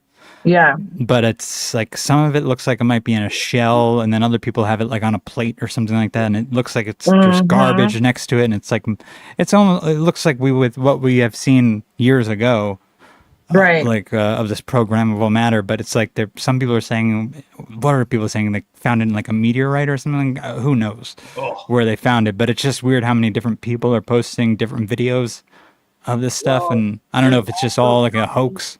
So, Chris, and you know this, and I know you know it's been around forever. Forever. This is called astroturfing. And if people actually sincerely go, hey, I've heard Ronin, and these people been talking about black goo. What are they talking about? Then they'll be led to some like goofiness like this. And it's astroturfing, unfortunately. And it might, what I'm assuming is it's because so many people are just starting to now, after this, for some reason, whatever the Charlie Kirk thing was, got people to start becoming all conspiracy theorists overnight. Show, bro. If you asked me, 2 weeks ago? Yeah. If you were like, hey, man, let's talk about this guy, I'd be like, why? Why? I know he's like on the internet and he talks to people. I get it. I get his. I would have never, dude. I would have never. It feels like there's thousands of that. It's crazy, right? I would have never expected it to be so effective. And then the scene, what do you call that in like a movie script? This is just scene whatever. The scene, or the scene. And it's like, man, talk about a tidal wave of power of stupidity. I didn't correlate what I said earlier with what this is, but this is a demonstration of literally what we were talking about earlier. A tidal wave of momentum of retardedness, but not in the cool way. Like, we're talking mindless zombies that are operating strictly on scripts and firmwares that are not of their own and don't have their own benefit in mind. Parasites, literal ones. Yeah, and it's weird too the way people react to it, because even back before everything started changing really hardcore with COVID, before that, people would have never, I don't think, gotten this vicious over even whatever happened. Like the normies that would have seen the op, and whether they believed it or they would have believed it, obviously, and which side they were on, they still wouldn't have been like cheering it on kind of demonically. That's like that soulless thing, or I feel like that you keep referring to. It's a weird lack of humanity, and that's like causing then the reaction from the other side who doesn't understand that they're dealing with NPCs and bots half the time too. Well, Chris, these psyops built on psyops. It's an all or nothing thing. If someone really saw how one thing pull on stage psyop, they go, oh, they're all psyops eventually. They'll get there eventually. Just very, very it's like noted, and then and I would have never picked him. Yeah, and so they have. I don't know who did. They believe all the other stuff, all the places in Connecticut that happened, all these other places, right? Damn it! Did I just lose you guys again? No, you're here. You're here. Hello? He doesn't hear us. Yeah. Yeah. He lost his audio. But hold on. No, but they'll get caught up in a conspiracy. Let me know if y'all can hear me in the chat or no. No. Yes, we can hear you, but you can't hear us. Let me type that. Yeah, type that. Oh, okay, he's coming back. So like, and then people get caught up in conspiracies of these things. This is just another one of them. But a lot have either been, you're a veteran at this point. You go, how lazy is this psyop? So like, they're just like all the other 21s. That it's like psyop season. Okay, so here's their psyop season playbook. Same thing they did then and now and later and Right. So, but a lot of people who doesn't know that, they've been conditioned psyop on psyop on psyop and don't even know it, and they'll come at you real like they know shit, and it's like, oh wow, you don't know anything. And then you want to sit and argue about. My bad. I don't even know what the hell just happened there. Have a straw man argument, and you're talking about conspiracies that don't exist when the whole thing is a big old stage, and all of them are big old stages with actors and blood packs and studio type things going on. You know what I mean? One thing that I did realize. Oh, by the way, Chris, we could continue to hear you, but you can't hear us. That's so how that's working. I think I know what just happened. Then I think my for some reason StreamYard is switching my headphones off of my on the audio. It's changing it to like my computer audio. So I'll just make sure to switch that back next time. Okay, but what I wanted, I'm sorry, what I wanted to comment is on what you could definitely count on any psyop, right? Doesn't matter, pick it, right? What we tend to always see is the mental illness of the people that are out there that the psyop is being played on, right? So, for example, the moon landing, right? Everyone at that, you see these videos of these people like cheering and the American families, and they're like, ah. But then when you look at it now, it's like, oh my gosh, people were like really falling for this shit, right? Mm-hmm. That's one. And two, what really disturbed me about this particular one that just went on, and the mental illness that's out there and the hate that people really do have and how evil they are. Did you see someone selling a digital what do you call it? A digital print of his body when he got shot at the moment? Somebody was selling it online. That's weird. Yeah, it's dark. It's like regardless of what happened, That's regardless extremely dark. if it was all just a show, it doesn't matter because these people believe it's real and they're all a show. It's all right. Yeah, but even if, you know what I mean, these people think it happened and they're with it, they're down. Half a show. Exactly. Well, what if it's half a show and half not a show? No, it's a full show. It's what it is, folks. That's where I'm at anyway. And that's why I've been saying, like, it doesn't even matter what happened because it's only what they wanted the reaction to be is really all that matters, and the reaction is clearly some people are fucking evil. Yeah, they're not fucking human. Right. Yeah. So you have right. Okay. So you have the spell done, and yes, there have been demons coming out in people way more and more and more and more. You're like, yo. Yeah, and that's been happening, I think, since even COVID, right? Since 2020. Yeah. And they are too far gone, yo. Like, I'm like, yo, all right. The demons are out. Y'all spirits are getting revealed like crazy. I would feel horrible if that was me. And can you figure it out? If I was in that situation where the mirror was shine on all my skeletons and brought to my forefront, and I started getting freaked out and wilding out, would I be able to pivot? I don't know. Probably, I would think so, but I'm not sure, because you're so deep in psychosis and disconnected from everything. Before I forget, MoonFeather, do you think Chris is crushing tonight? I think he is. I think he's doing awesome right now. Oh, I appreciate you, brother. What do you think, MoonFeather? She left. She's muted. Oh, sorry, I would muted. Is Chris crushing right now or what? Oh, absolutely no. You guys are, I'm telling you, smooth. You guys are smooth with it. Oh, Appreciate you, Mooney. Always. Yeah, we missed you. We missed you last week. I mean, I know it's not going to be like an every week thing, but still, we missed you. I had my brother's wedding. That's why I wasn't here.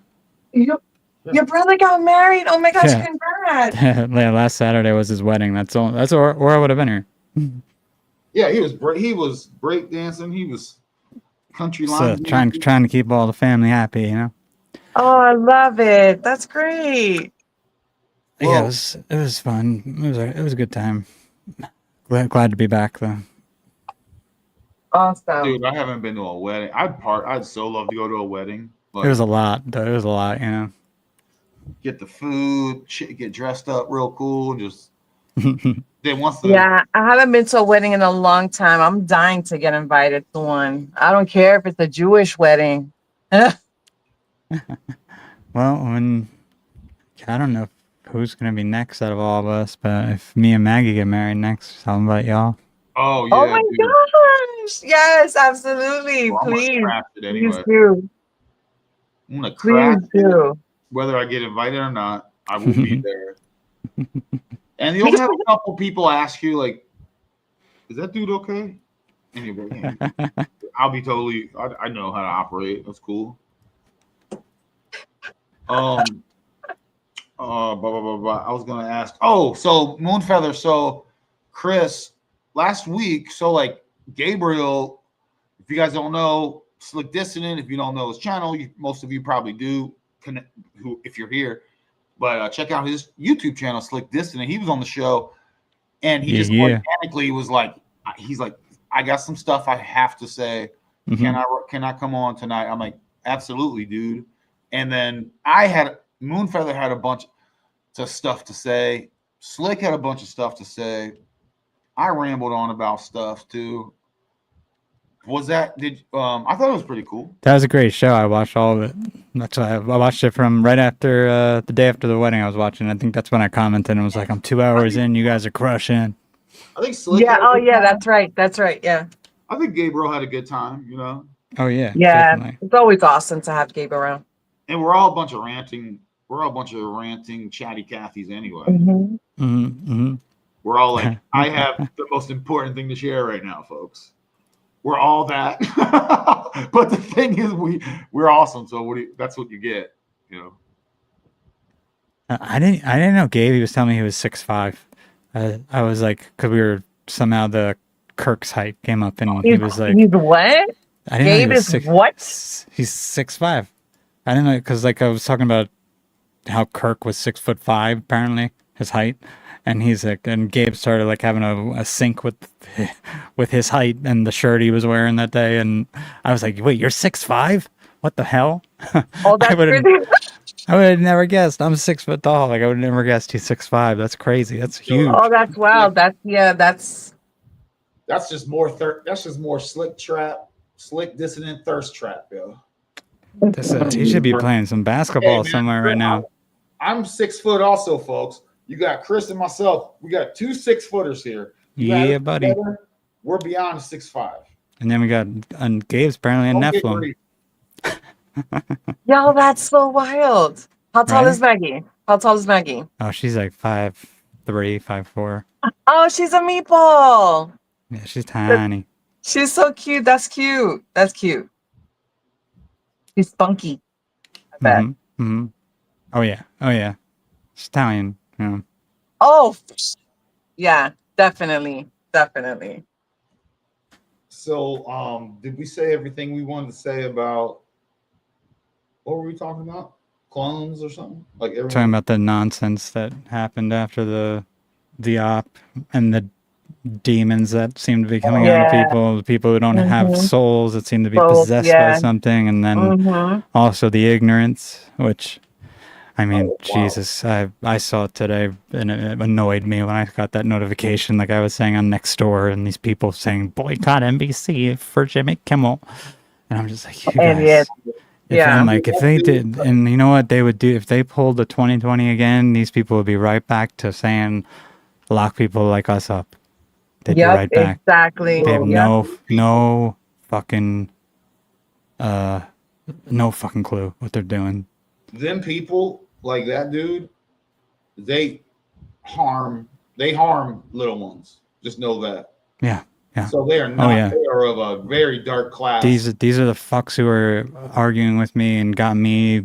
I was actually, the only time I was even posting on that website was when I was trying to tell them not to mandate jabs for kids at the schools, and sending them the statistics I had gotten from Japan, like that at least had at least had reported that there was something in the jabs that was the spike protein was in the jabs and hurting people, and it had some of the adverse reactions people were getting on it.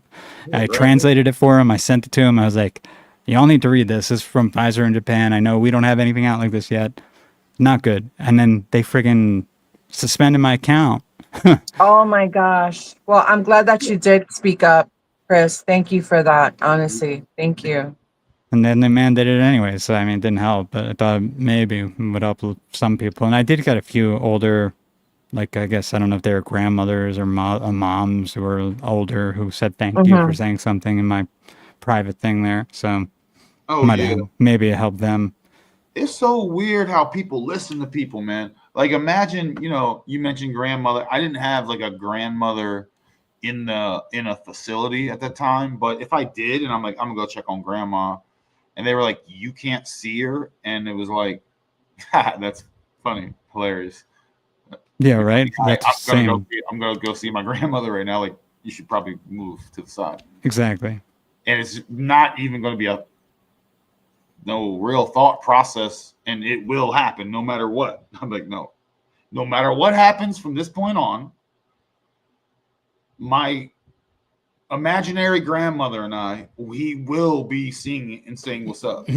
Like, end of story. So I couldn't, so people just listen to authority in a way that is like goes against their own well-being. It's crazy. I know. Yeah. I wasn't in that situation, so but I know how I would be, because I was going to stores. I was doing everything I wanted. Same. I was going out of my way a little bit to do everything. I couldn't even imagine if I had someone in the hospital or something. I would have been fucking. I went to a park that I walked, and I was the only one there because I was like, "Yo, they put like police tape around the park. That's hilarious." Well, I have this whole place to myself. And then eventually, like a couple months later, people started going around the signs and driving over. Yeah. Then a lot of people started doing that, but then it's like weird how people were acting. Like they would do some things, but not do other things. Yeah, exactly. My one uncle out here, like literally, wouldn't invite me over to his house for any holidays that I would. Because usually I go home anyways for a lot of holidays, or I'm with Maggie with her family. But because I didn't get the jabs, he wouldn't invite. He just stopped inviting me for like 3.5 years to all family events at his house. Yeah. And I haven't even asked him after that. I feel the same way about them. Yeah, I haven't even asked him to go at this point. I'm just like, whatever. I mean, I think you're a loser, dude. You're dumb. I know people have said they can't rub stuff off on you, but I feel like they can rub some stuff off on you. To me, that's like, I can't even be around like someone who's that ignorant and that much of a. I've recently in the last couple of years, others have. I've heard also. You've been in a very high, dirty energy area that includes the humans walking around, and you go away, you go back out from that, and you can feel ill like a little bit. You're like, man, I feel like a little bit of an illness. Yeah, I could see that. I haven't had the illness thing, but I've had illness too strong, but it depends. I feel an energy thing here where and it's weird. It's like when I go to New Jersey or go out of state, time seems to go slower, and when I'm here, time seems to go faster, and it's like an anxious sort of energy that I feel. I feel like everyone's on a like almost like you have metronomes. These people are all metronomes, and the ones out here, they're freaking very unstable and hectic and just bouncing around at a high unstable frequency. They're not like at that 7 hertz earth frequency. They're at like some sort of weird electronic frequency, and it's messing with everyone's perception of time here. It just makes time move faster. It seems like it moves faster. Oh, wow. Mm-hmm. I mean, you can't get anything done. It doesn't help that people can't do their jobs right because they're all retarded. But yeah, I Right. mean, and being around like my uncle, it's Well, I not see even my worth Taurus being around field. people who are hypocrites like that, because he would always be like, family is everything, blah blah blah, and then that happens. Yeah, So I'm that's like, dude, I wild, can't. I don't right? even want to be Mhm. around people like that. It's Oh not yeah, worth Yeah. it. man. Fakery, Yeah, that deep embedded fakery. yeah. Yeah, man. And I Well, if always, my Taurus field is a deflector. I see my Taurus field as a deflector shield. So if I do go in a highly nuclear toxic area, it's and walk out, my deflector shields will probably have taken a beating a bit, you know. But go ahead, hmm MoonFeather. no, I was gonna say if that uncle is invited to the wedding, make him sit at the little kids' table. Yo, he's like, I'm all about family. And then this dude got so scared. These cats are so freaking phony. They operate in fear. They're a bunch of phonies. And Yeah. they're so dumb, as I've been saying. It's so And, disheartening. and now I will say I do feel like it was probably his wife who made him do it, but that's not an excuse. Ew, yo, even gross. Like, yo, Yeah, calm. exactly. Yo, honey, shush, shush, shush, shush, shush, shush. We're not doing that. This is what we're doing. And what we're doing is all non-jabbed are cool over here. So move along. Do what you gotta do.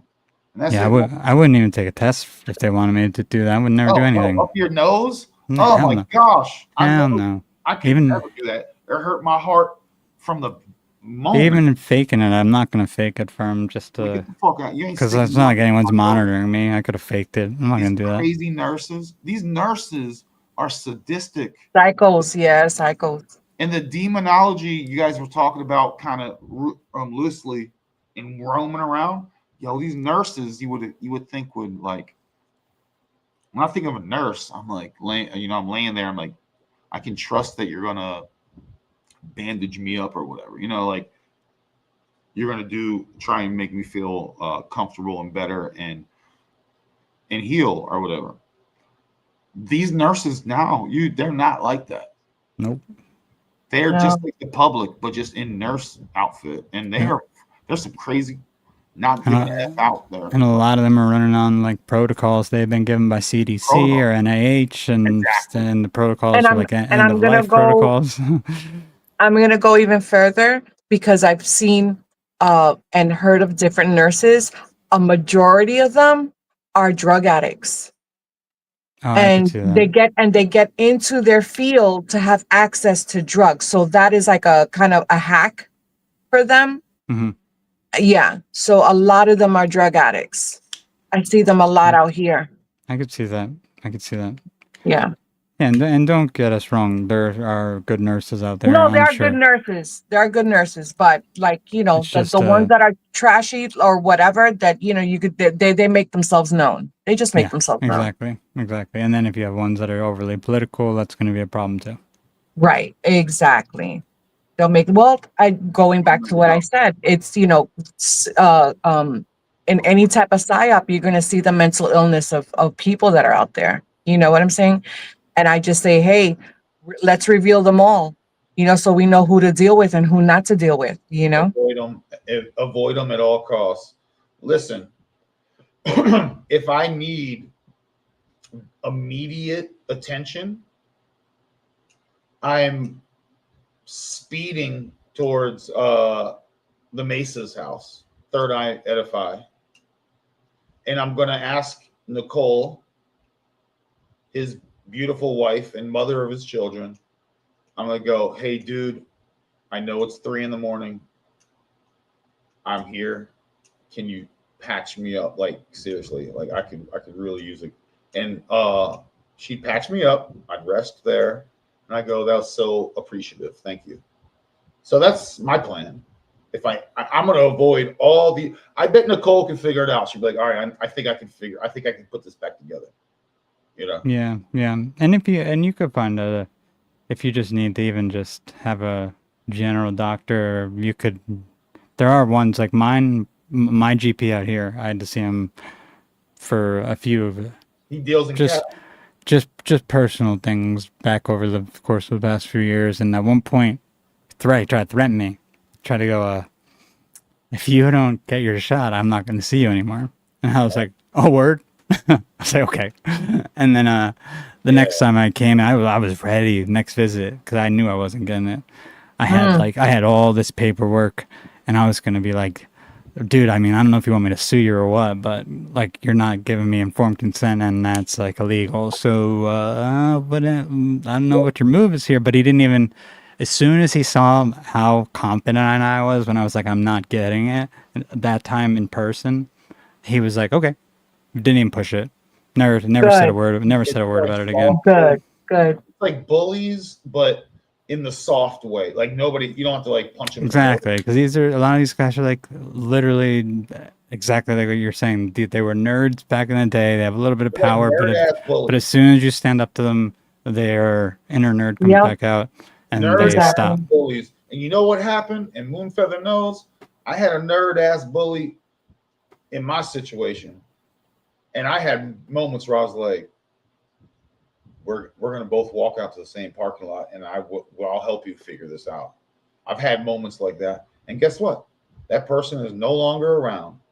Yep. And I will say, aside from that, my GP out here, my general doctor, who they gave me on my health insurance, he's cool. He's a nice guy usually.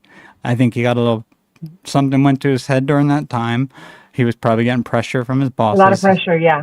Mm-hmm. He probably thought that he had to boss me around. He tried. It didn't work. He realized it wasn't going to work, and he chilled the back out. And ever since then, the few times I've seen him, he's been cool. So I'm not even, I'm not trying to give the guy, like, talk too much shit on the guy, but he did, he realized his place pretty quick when I did that. Real quick. I remember, Because the thing is, they work for us. We don't work for them. They work for us. Exactly. You could get much farther, together if you're like, yo, let's figure this out. If I was your boss, like, yo, Chris, I got to figure it out. Like, all right, we'll figure it out. But many, many moons ago, I saw a guy, and he was on par with the guy he came to work for. And the dude's like, yeah. And the guy's like, listen, I'm here to make your life easier. I'm here to make everything as easy for you as possible, yo. And that's word. And then so the idea is, if you're cool, yo, all ships rise with the tide, man. You're my manager. I'm gonna try and make you look cool. Like, yo, my team crushes, bitch. So any team I'm on, I'm like, let's make it crush. Helps the manager. Don't be a jerk to me. You know what I'm saying? I will be leaving at certain times whenever I feel like it. That's just the thing. But also, greatness will happen. So if you approach it like that, level to level, it's like, let me level with you. Yeah, and I had to do that. Let me read a book on how to manage the most productivity. It's like they probably haven't even read leadership books. I know. And I had the level 2. It's because I still have a from back when I was more trying to do the acting thing when I first moved here. I still have my manager. That's all I have. I don't have an agent anymore. Just my manager, because he's been chill with me. Like, so every once in a while, he'll send me an audition for like a commercial that pays pretty well. And I've done a few. I haven't done any in a few years. I don't really get many these days, but I still consider him a manager. He'll send me something once in a while.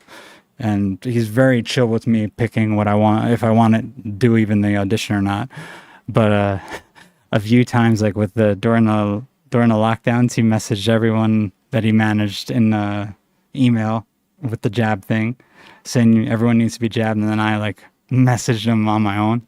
I was like, dude, I'm not getting it. Just keep submitting me. And he didn't say anything. He was cool about it.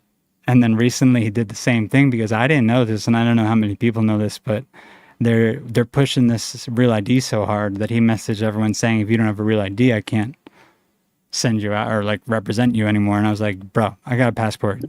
We're good. And he's like, yeah, we're good. So I'm good with him. But later I found out also that he's a Mason. I just found this out recently. He's part of the club. Yeah, he's part of the club. And I think he might sort of understand a little bit of what's going on, maybe a little better than some of the normie clients he has. He seems a little less like a normie, and he's always been really cool with me. So, but for other people who didn't fight, like even push back a little bit, they probably went and did what they were And told. just did it right. Yep. Yeah, Masons are retarded also. Especially retarded. Well, yeah. I mean, retarded with an arrogance, like retarded with a. See, the thing is, I'll give it to I'll give him this much. He hit it for I've known him for years now since I moved out here, and he hit it for a long time to where I just didn't even care, because I probably wasn't even I didn't even look at his Facebook for so long, and it could have been there for a while, but he at least never said anything about it, and I never saw a ring on his finger. But then I saw a picture, and I was like, I see, you're a little Freemason out here. But I know that these guys, even him, I know that like his esoteric knowledge is very limited. It's limited to what you would think it'd be. It's like more of a boys' club to these guys. Yeah, they just joined. They joined to have particular privileges in the Yeah. club in the area. You know what I'm saying? Mm-hmm. Yeah. Yo. And I don't have a thing against all Masons or anything like that, because I feel like a lot of guys are like that in the Masons. They don't really know. I'd like to talk to one who has something that they could teach me, but it doesn't seem like any of them know anything anymore. No, and it'll be spoken loudly, with a lot of hand gestures. It'll be like, give me actual stuff. No, you're just doing your little stage show. Yeah, because they only really know the rituals at this point. They've lost the knowledge that the rituals represent. Yo. Most of them think that they're worshiping the Christian God still, I think. Even though they swear on the Quran, which is insane. Should be obvious.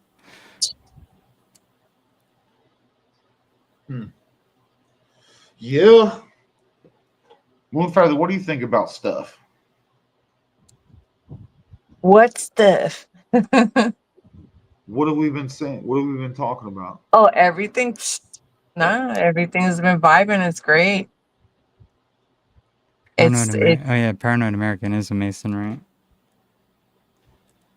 Yeah, I don't mess with him. Yeah, I don't really. I've never talked to him before. Isn't he a Mormon, or is that? I don't know. I feel like Mormon are really mind washed, and the ones trying to break out. That's a. I would say that's a respectable endeavor.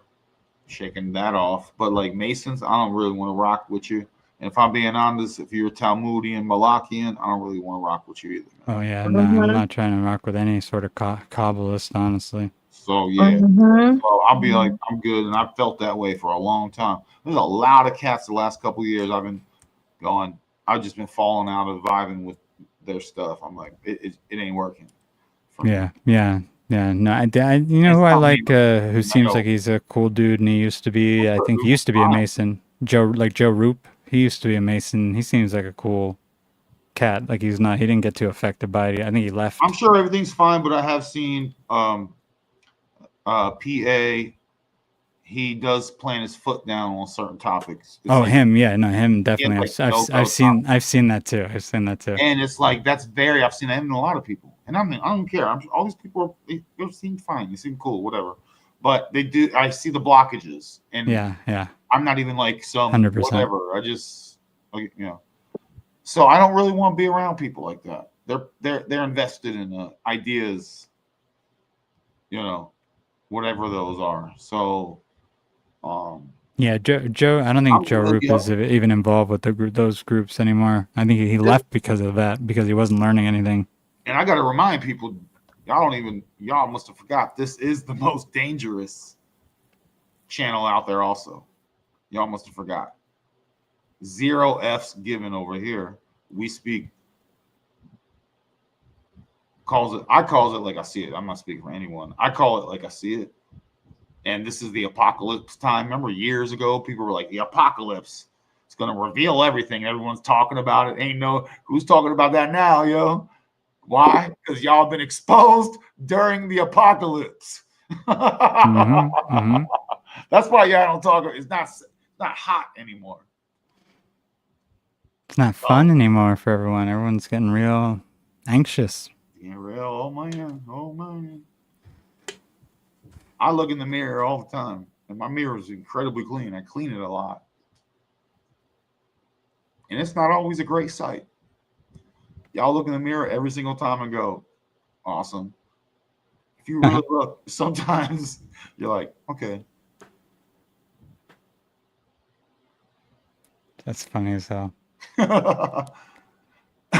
You ever stare in the mirror after taking shrooms? Back when I used to. When I used to. I don't like that. What? I don't like it during. I was told to once by a buddy, because I haven't done shrooms in a long. I haven't done it in a long time, and I was more so one to microdose. I didn't really take many large doses. If I don't even know if I ever really took a very large dose, I probably would say no. I've taken like medium sized doses, but nothing to where like I was insanely in like another place. But there was an exercise I was told to do, to stare in the mirror and watch your face. And like I like saw myself shift into different animals for a little bit, like very subtly, which I thought was interesting. And it was just kind of on repeat for a little bit, and then it faded and was just my face. But I thought that was fun. That was fun. That's wild. Yeah, because then it was like analyzing. So I wonder why those are the 2 or 3 animals that I saw manifest in the reflection of my face, and what that means for myself and my own sort of personality. Like what traits are those representing? Is that representing? So it was interesting. Oh man, I specifically walked into rooms, maybe bathrooms, and have intentionally been like, whatever you do, don't look that way, because that's a mirror right there, and things could get interesting. If you're on like a hero's dose and you're freaking seeing machine elves or something like that. Well, yeah, I mean, you don't want to be looking in a mirror and letting stuff and hop on your. I would respect. Mirrors are portals. Mm-hmm. When you're entering in, I would say set your intentions and be very respectful as you're entering in, and try and go in trying to come out with something like some sort of, you have your intentions, whatever that may be. Respect it, and then take it, and then have your situation worked out. This is a good place. I'm gonna really tap in here, and then But mirrors are still tough, dude. Mirrors can be tough if you're tripping balls. Yeah, I think I never really pushed it too far with it, so I think that's what that kept luck on my side with that sort of thing, or it kept me in control more so than I wouldn't have been if I took more. Because I probably wouldn't want to be using a mirror if I was having full-blown, nah, man. like a full-blown trip, ego death, whatever the hell. It's nothing scary. It's nothing. I mean, I know it's not like ayahuasca or anything like that. Yeah, you don't have to do a hero's dose to go in pretty deep in a good way. Never have I ever. Yeah. No, I've never taken mushroom, micro, nothing. No. Yeah, we'll be dosing you later at some point. It's been years since I've done it now. Probably like 5 years, 6 years since right after I met Maggie, I stopped doing it. Shout out to the natural medicines. You can see sacred geometry with just the right amount. And you can see the power grid above you, of course. And you can see various, whether it's grass or anything like that. You can see there is patterns, geo patterns or whatever, and it's cool. Wow. I did see like a breathing and Sure. plants and stuff like that one Oh time, one or yeah. two times. But And my plants are my sentient favorite beings. feeling. Sorry, I'm sorry, And, my and my plants bad, brother. and plants are sentient beings. Like Yeah, for real. yeah, So when you're tripping and you're seeing them breathing, hundred glowing, percent, they hundred start percent. glowing a little brighter green and then a little darker green, and in between you go, wow. Yeah, yeah. My Yeah, see it's just my perspective. favorite times that I've had with psilocybin was probably the first time I ever took some with my buddy Steve, and then there were a few other times where I would get this feeling of a rising euphoria that basically just would peak and then would gently come down, and I'd be like, get to be very introspective after. But what would happen is when the euphoria was rising, it was like I had zero fear in my body, and that helped my body loosen up. Like any back pain I had, like just Oh, dissolved away. nice. And like I really needed that at the time, I think, because I was just stressed out. Mm. And then it's just like while you're in that, it's just being smart enough not to run around outside and do something stupid, like try to try to find a freaking pedophile to beat up or something like that. Because I know my buddy is the type of guy who like would want to have done that, and I was like, we're not doing that. We're just walking around and going back to the house. Yeah. Literally, he would want to do that. Yeah, he's Good insane. vibes only. Good vibes See, only. that's like he's insane. He's insane, and that's like Oh, that's the oh, ego that getting. That's sounds, yeah, no, but that sounds like unresolved issues, like deep, yeah, deep unresolved issues. that's the ego getting involved in something that it doesn't No, need to yeah, be. can't do that right. Mm-hmm. I mean, don't get me wrong. If we did get in trouble, I'd want him around. I would have wanted him around because he's a beast, and he would have been great. But I don't want to seek that out. We don't need to be seeking that out. Right, right, right. Mm-hmm. And ultimately, he didn't. And he did the right thing. So, but I felt that pull towards that. You definitely feel like you feel like invincible at a certain dosage. I don't know what the hell is going on there. Oh, Mm-hmm. You feel like you're totally totally normal, almost like your sight and hearing is better. You're enhanced in your senses. You're not out of it at all, and you feel like you can do anything. Like dude, you feel stronger. yeah, I was on a boulder one time, tapping in, standing. I was doing like kung fu, tai chi stuff, tapping in. And in my opinion, I definitely like spiral jumped. There were other smaller boulders on this stream. Hmm. I've spiral, corkscrew jumped, leapfrogged, boulder to boulder in like half a second with zero weight while on the mushy medicine. See, what I feel like is that's like it's almost like a cheat to get into a flow state sometimes when it works.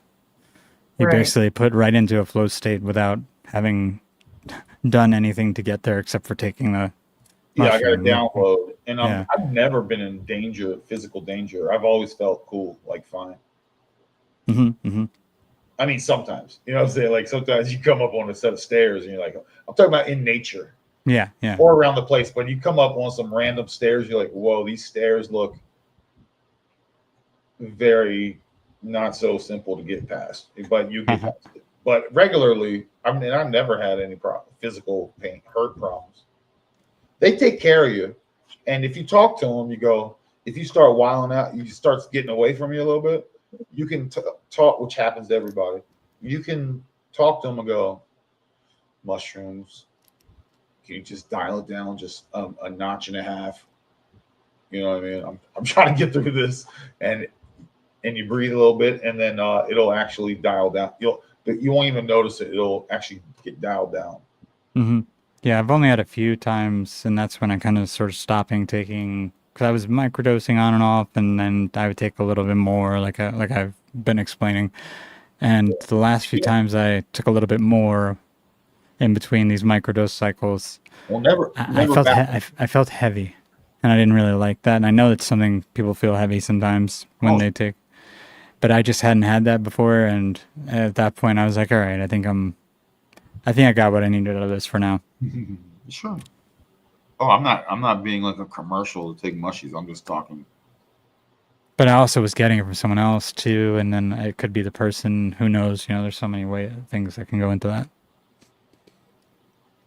And the person whose energy was giving me the newer batches or the newer, whatever you want to call it, the newer growth of mushrooms was not as didn't have as good of a vibe around her. Yeah. Should we switch gears, everyone? Should we switch gears? Yeah, we should. We could do that. Oh, one other thing.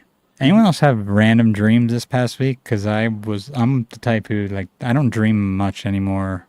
Not often. And out of nowhere. Like, Nothing random about my dreams, Grace. like, and when I was younger, I used to have very lucid dreams, like to the point where I thought it was normal to have that, to be able to know you're dreaming all the time. Even had 2 precognitive dreams of people dying before they died, before, like, I was in 6th grade. And then my dreams kind of stopped in college, and they started coming back over the years, but in and out, not really too intense at times. There were a few occasions, like with the sleep paralysis stuff, but and a few the dreams that might have been symbolically precognitive or something I had to look at and just kind of think over for myself. But the dreams this past week, they felt almost like the old dreams when I was a kid. Like I was almost lucid in them, almost. And they were dark. And it was weird, and it was there was no fear I had about them. It was just, it was like there was a darkness, but there was also, it was like I was in like a maze or something. It was confusing. It didn't really make sense, and I don't know where they came from. It's not making sense to anything I experienced in my everyday life. I have no anxiety about it. I'm just like, what is that? What is that? That's weird to hit me that hard right when I got back to California. Very interesting. I mean, we are in between where we're in that portal, that in between eclipse energy, so there's a lot of parts of our minds that are being opened up because of it, so that could explain that. But as far as you feeling that you're inside of a maze, that happens. Like the first one I remember the most, because that was a fight. I was fighting someone. They had claws, like Wolverine-ish type claws, but they were, I don't know what they were. I couldn't really see them. So they were trying to stab me with their fingers, hands, whatever the hell was on their hands. It looked more like they had like some sort of weapon in their hands. Mm-hmm. And they were like beating me through a floor. But it's not like I felt, usually when I'm having these more lucid dreams, when I'm in a confrontation, I'll wake up and I'll feel like I actually got hit where I was getting hit. And this it didn't happen this time. Like, it was, even the hits in the dream weren't hurting. It was just like weird. It's just like, what is this? Am I like, it feels like I'm wrestling someone who isn't even really there. It was bizarre. It was almost like they're just like trying to waste my time. And that's kind of like what I mean by the maze. Like, that's kind of what's been happening. Like, someone in the dream is trying to waste my time every time it happens. Well, something definitely wants to get your attention, get you thinking, because in a maze, you have to problem solve. You have to solve, a way to get out. I don't see the puzzles. They're puzzles. I don't see them too bad. I would enjoy them at the time. I'd be like, yo. Well, and see, I probably shouldn't say a maze, because it's not like it's not that they're mazes. It's just that they're like, say I'm with a group of people, and they're just all kind of just standing around, and then like and then I get like the first one, I get attacked by someone. There's a fight. I'm like going through levels of flooring, and then I wake up. The second one, then I'm just kind of walking around, and just people are calling me back and forth. There's no real motive. It's like, I'm like, what is the point of this? But like there's a dark, like you're in and out. It's like you're going in and out of a scene, and Yeah, but you're yeah. not getting the full story. Yeah, and there's a dark feeling too to it all, and and it's not scary. It's not, but it's just like I could tell that something's weird. And the third time it happened, Mhm. same thing. And I'm just like, what the fuck is going on with these dreams? I don't dream this much of the same type of situations like this many times in a row. I haven't Did done you that write them since, down? and that's the problem. I didn't write them down, and I should Yeah. have. And I thought of you too, but the way you said you did it as soon as I woke up the first time, and then I just didn't do it for some reason, and Mhm. I should have did it. Well, you Yeah. remember the dream I shared last week, Moonfeather? I don't know. I was in a manor, and I was like, I did have a bit of a puzzle. I was in a manor, like big old English manor, right, with a garden and everything, like a nice garden.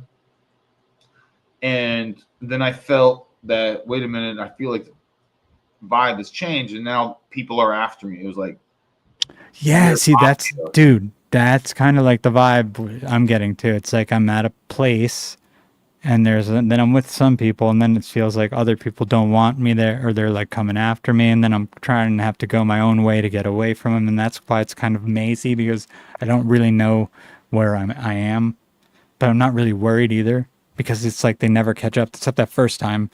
But aside from that, no one's caught up with me, and it seems like it's just... Moon, we've had he and I we had the similar dreams, dude. Like straight up. I Well, found a way out because I it was like, sounds I it found a little sounds like trap door. I found a little trap door in between the walls, and that like was a tunnel and led me out to the garden. But I was like, don't let anyone know about this tunnel, because I ran back into the mansion and still felt people were after me, but it was like a soft coming after me, like, have you seen them? Have you seen them? And I'm just that was my problem solving, was I'm like, how do I get out of here if I get into a jam? well, it sounds just like it seems like we're dreaming about more or less the same type of dream, I was because scared the and whole time. I told Ronan about this dream I had. It was Monday morning. I might have woken up Monday morning from it, and I was going through like a store, like like a little market or something, and some guys, like, he's kind of like next to me, kind of eyeballing me or something, right? And then all of a sudden, I'm led like through a crowd of people, and see these stairs. There are just some steps, right? Not many steps. It was like 7 or 8 of them. And then there's this lady on top of the steps, and there's like a bit of a commotion with her, like, and you kind of see like these cops or something undercover, like, regular clothing, and she's like kind of trying to defend herself and everything. And they had to take her away, but I knew this woman, who she was. And then I see this guy, he's kind of has a trench coat, and he's going down these steps, a different set of steps. And I told him, listen, I know her. I didn't come here with her, but I know her. And, there wasn't anything wrong. Like, I'm trying like to defend her. And he goes, oh yeah. He goes, you're coming. He goes, you're coming too. And he grabs something from behind him or in his pocket. He has it in his right hand, and it's like a pen or a needle. And he knocks me out in the dream. Like, I pass out. But Do then you I wake feel up? him. Oh, just you wait. I feel him grabbing me and taking me somewhere, like going down these steps. And then something rose up, like a power in me rose up. And I said, oh, no, not this time. And I woke up, and he got shocked. He looked at me. He's like, what? How the hell did she wake up? How the hell did she wake up? And then when I look, I look, and I'm like in this sort of like a warehouse, but then I see pillars. They're like marble pillars, and there's a marble floor, but it's dark, and then there's a little bit of light, and then I see these goons coming out from the shadows, because they saw that I woke up, and I wasn't supposed to wake up. And my next movement is either do I run or do I fight? And then that was it. I woke up from the dream. But I've never had a dream like that. I've had dreams where That's they've knocked so... me out, That's that they've wild. knocked me out, and that's it. I was done. And there's times where I've woken up in the middle of something which reminds me a lot of the series Westworld. Westworld, yeah. You know, waking up on a table and I see like these doctors and everything like Oh, over me. It's like, Jesus oh, Christ. she's up. Oh, she woke up. She woke up, and then they pass. You know, they knock me out again. But this time, no. This time I woke up and I said, nope, not this time. And I woke up and they were all shocked. And so yeah, that's how it ended. Whether I was gonna run or fight, you know, and then that was it. And that just happened this week. Couple of So days ago. Chris, last week, by the way, Chris, last week, we determined that men and women have very far different dreams. Oh yeah, yeah. And MoonFeather, she woke up a little bit in her dream, it seems, and then the Matrix like managers like, oh shit, put her back. She sees behind the curtain. Blah, blah, blah. You're like, wait, what's happening? And why do some of you look like ant people? What's going on? Okay. Oh no. And so, but men and women, we have different dreams. We found out, Chris. Did you know that? Oh yeah, I would imagine so. Oh. But it is interesting how the three dreams we all described Were our three similar, dreams. yeah. They're very Similar. similar. Like these groups Yeah. of people who we either know or don't know, but they don't. Some of them seem like kind of they have a problem with us, and Yeah. it's like we're in these warehouse house type of Mhm. like larger buildings, which is like what the hell is that all about? Yeah. Yes. Exactly. That's why I've been Peter Parker and parkouring around floor to And- floor in my dreams. Now, like I'm lucky because I still got this. As much as I lost the ability to lucid dream every night, which I probably could get back if I really worked on it. It's just been so long. I still have the ability to once I'm aware, at least in the dream, that's something that I'm dreaming, I could wake myself up like I wouldn't worry no about problem. it. Just get good sleep. Don't even worry about it. Burn Well, that's why some if I don't Blue want to be Lotus. there, I realize what's going on. I just close my eyes in the dream and I wake up and Oh yeah. that's how I always was able to do that. I close my eyes too. And then eventually I wake up. I'm like, I could force it. Yeah, I'll do it instantly. And I used to hate it because sometimes I would be wanting to stay in a lucid dream when I was younger, and I'd be like, shoot, I'm kind of getting in this place where I know I need to close my eyes soon because I'm gonna have to wake up and because you start feeling almost tired in the lucid dream and you can't hold it.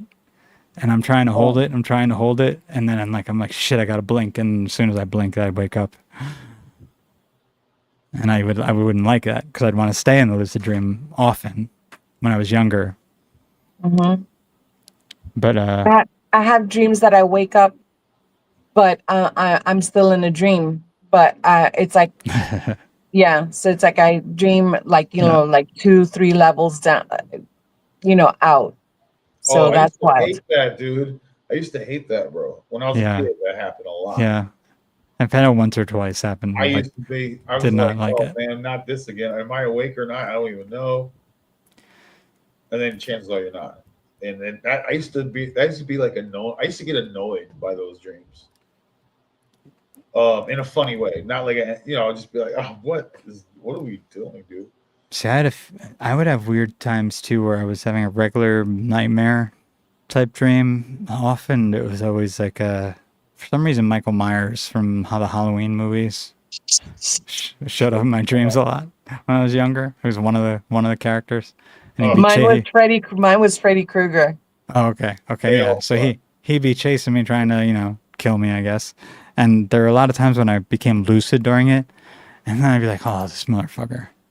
He's not. I can't get him to go away. He's ruining my vibe now. Now I just gotta freaking try to lose him somehow. So at that point the dream was becoming like a job because I'd just be trying to bob and weave and get this idiot to stop coming at me, which I always thought was funny. But there was also there was this other entity, and I don't know if that it's, in my opinion, it's kind of related to whatever happened when I had that sleep paralysis experience with the shadow entity, because it was like a feminine energy that looked like a shadow entity in my dream. I always had this dark witch sort of vibe, and that I've had since I was a kid on and off. Not a lot, but every once in a while. and I'd wake up from lucid dreams where I would get slammed and like this entity would slam my head against something. I'd wake up and I'd feel like my head was just slammed into my headboard or my bed. Wow. And that all, I haven't had anything since I kicked it the one time I had that actual experience when I was awake and paralyzed, having the sleep paralysis out here a couple of years back. Ooh. So that all seemed to stop.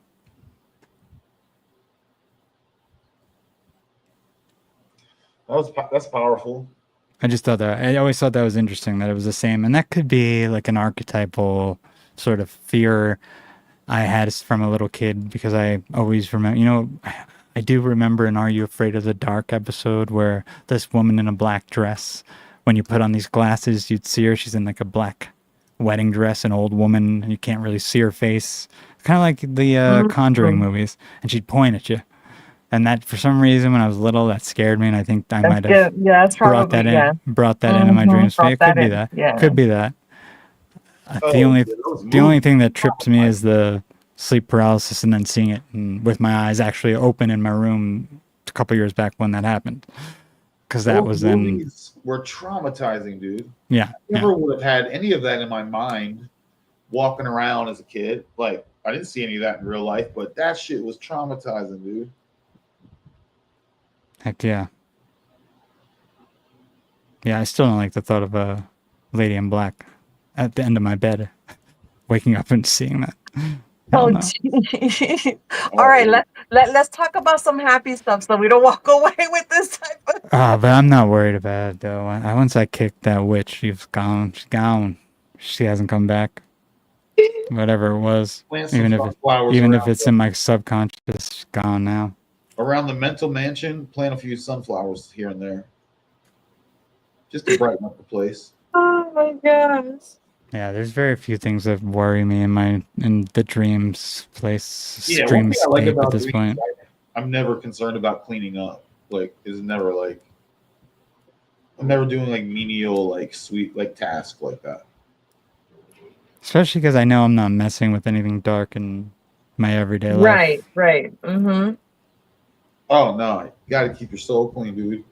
Keep Now, your everything. there was a movie I did a long time ago called The Possession Experiment, and there was a real Ouija board on set, and for some reason, my dumb ass played with it like it was like, oh, let's see if it's like almost like wanting something to happen. Because I was young and I was being stupid, and I didn't think that it was going to work, and it didn't work. Nothing happened. So, but the set was also blessed, and there was salt put around the set, so maybe that's why. Who knows? Mm. But I never had any experiences even from that. So Or maybe that salt saved you. Mm-hmm. could be that. I personally, I think because I do think that I live my life in a way where I try to be a very morally decent human being, and I think that kind of saves me from a lot. Yeah, I think that saves me from. I don't have any sort of like anything on my conscience ever, because I really do try to do the right thing as much as possible in every situation I'm in, and I've always been that way. Same. I'm not trying to brag, because I don't know if that's thing to even brag about, because it's sometimes that could make you not the coolest person or most popular person when you do that. But No, that's a good place to be, bro. Or that's a good space to be in. One where it's not full of you're suppressing, harming or doing or something that you're not proud of. yeah, Mine exactly. are more cringe related. I feel the same way, by the way. Mine are more cringe related. Like there'll be that silly time where I like, why did I say that to that girl at that moment? How dumb, how embarrassing that I like. So little cringy things that I've gotten over a lot, but And that stuff will go away once Yeah, you they have go away. someone once you have someone you're with too. For it's like, oh, how embarrassing! Why did I act that way or say that or whatever? But none of it is, oh, I harmed anyone or there's skeletons buried in the closet. Most of my stuff is more embarrassing related, you know. yeah. MoonFeather, should we go? Do you want to read cards? Are we good? Yeah, do you want to do it before we bounce? Yeah, absolutely. We could pull a card or two, do a little general reading. You want to do that? I'm in. Let's do it. What do you think? If you want to do, should we do a card pull or a 3-card pull? What should we do? Let me see. Hold on. Let me turn on this camera. Is that good? I don't know. Can I see? Is my camera on? Yeah. Oh, it's on. Yay. Yeah, let's do like a little general poll for the week. Tomorrow, guys, I think I'm gonna do. Tomorrow's a birthday for my brother, I think. Yeah. What? It's your brother's birthday tomorrow? Wow. Ooh, very nice. You know, Very, very nice. it's so weird because our birthdays are juxtaposed like on the astrological chart. Like I'm basically in the rising position and he's in the set position. Oh, for real? Yeah. Like at the end of March for me and end of September for him. Let me see. Oh, okay. Yeah. I see what you mean. So right near the what is it? The spring what is it, the vernal equinox and the winter solstice, whichever the two yeah, you know what I'm talking about. Yeah. All right, awesome. So tomorrow I think I'm going to do because of the solar eclipse, I am gonna go on, let me 6, 7, 8, 9. I think I'm going on at 6, and I think it's gonna be like a 3-hour show because I'm gonna do individual reads like for all of the zodiac signs. I'm gonna go through the whole zodiac signs. So yeah, it's gonna be 3-hour tour. yeah. Is this solar eclipse not here though, right? No, it's not here, but Yeah, the okay. energy is gonna affect us either way, Yeah. you know? So yeah, it's gonna be real interesting. I don't know, let's just do an energy poll. Let's just do an energy poll, see what's going on. This is gonna be interesting. I'm excited about tomorrow. And we're gonna be looking a little bit more past the solar eclipse energy. You like for the collective, like a little bit more ahead, you know, and see what's going on. Because this is definitely a time where the solar eclipse in Virgo is in the 29th degree, and that's like endings. That's the last degree. What is that degree called? Anaretic degree, which is that's like the final degree of any zodiac sign. So it's like the ending of cycle and right before going into the next sign. So yes, ending of cycles, very strong. And yeah, let's see what's going on. All right, Spirit, let's just get an energy advice. What's going on with the collective? Things that we should be maybe working on, concentrating on. What's the energy for the collective, Spirit? That one like kind of just plopped out. Oh, all right. Let's do that one. Oh, what are we talking about? Connections, relationships? This energy definitely is we have to clarify. Oh my gosh, yes, we need to clarify things that we want from our lives before establishing partnerships with other people with another person. But let's get another card. This is so interesting. I love that. I was gonna say part of me thinks that one day we should I have tarot cards here, I think, still, and I should just take out like 1 or 2 of them and see if the 2 you pull are match them, and just see, because that would be super interesting. Oh my gosh, yeah, absolutely. I would love that. That's great. Yeah, a lot of fire here, a lot of passion. Oh, this is a lot connections. Yeah, this is definitely connections in relationships.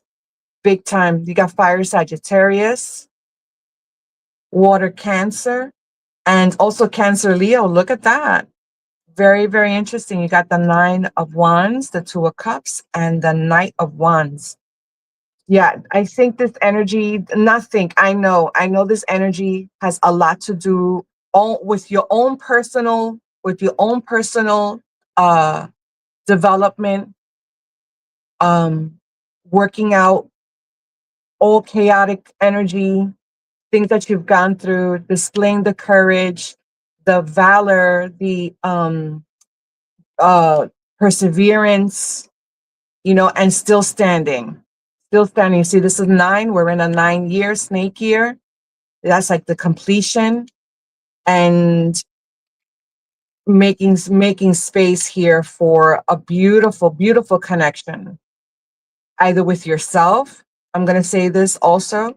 This could be with yourself, like that balance, getting that balance, you know, within you, or bringing other connections and really feeling like, like this is the dude, like he fought so much and persevered, you know, shown like resilience. And then now look at him here, like going through shit, beaten and battered, and now he's exalted here, you know, with this wonderful fiery energy, inspired action forward, you know, maybe a little bit impulsiveness, but this is air fire, you know, so this is really, really good energy for this week, you know, so That's kind of so we still gotta, weird. That's so weird. what? the? So that's the Knight of Wands, right? This is the Knight of Wands, yes, sir. Is there a what's the other one? What are the other 2 cards? So this is the 9 of Wands, the 2 of Cups, and the Knight of Wands. So see, the only problem with my cards is they're super. See, I think I pulled the Knight of Wands and the 2 of Wands randomly Really? just now out of there, and then there was a third one that I was, but my intention with the third one was to be a single card, and to see if you would match it if you pull a card that matched it. What was it? We'll see if he'll match. We'll pull another card. Let's see. I want to see. Oh, you want me to pull another card? Mm-hmm. Okay, well, oh my gosh, look at the bottom of the deck, the lovers. I mean, come on now. Yeah, this is somebody's out here really working on love, but and it's successful. A lot of wands here. A lot of wands here. Okay. Let's pull another card, Spirit. Let's tie all of this up, Spirit. What's the final message? What's the final message here for this? This is really beautiful, Spirit. You know, this is a lot of instead of hyper dependence, this is talking about interdependence. This is talking about vulnerability. And this is the energy that the solar eclipse in Virgo is going to take us into the next 6 months until the next solar eclipse in Virgo 6 months from now, from March. So this is like letting all ego go. Look at that. Major Arcana. You've got to be kidding me. Major Arcana. Yeah, this is like starting over. You see that went from the 9 to the 0. Major Arcana. Air in Uranus. Uranus is in Gemini. This is new beginnings. Looking at life, you know, just a whole beautiful outlook on life. Just trusting in spirit. And this is the energy that we are in. This is what the solar eclipse is teaching us, is to let go of control, trust in spirit, right? And oh my gosh, this is amazing. What other card did you pull? So I had the King of Pentacles. Really? Which was the one that came out, but right when you pulled that last one, I was just like going through the cards, and my hand was on. I have no idea actually what this card is. I think it's 2 of Coins. Oh. But it looks just like the Jester. Like there's a Mobius strip or a figure. Yes. Mm-hmm. Yeah. Wow. Yeah, it's interesting. It's here. Let me see if I can turn on. See it? Oh yes, yes. And Ooh, so when you pulled it, it was like very similar, and I was like, oh, that's weird. oh, I love that. I love those cards, Chris. Yeah, I never really use them anymore, but then this was the first one. Oh God. That is so awesome that you even have a pair. Holy crap. That's amazing. Guys, show it again. There you go. Oh wait, let me see.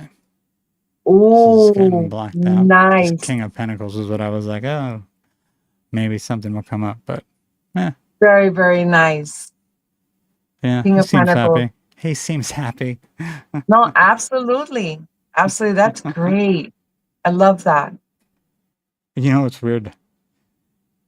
I look at that now and I'm like seeing a guy with a red scarf around his neck and it almost looks like red blood around his neck. Oh, jeez. And But you if pulled a Virgo card, you pulled an Earth card. You know what I'm saying? So remember that when we find all of this wonderful balance in our lives and we really work towards the things that give us joy, you know, we shape the reality around the things that we love and align ourselves. That's what this is. We align ourselves. You see, he went from here, from being beaten and battered, but still standing. And now he's exalted here. yep, Everything else falls into place, which is things that are about money. You know, your finances, everything just comes in and flows, you know, and that's the king of Pentacles. there we go.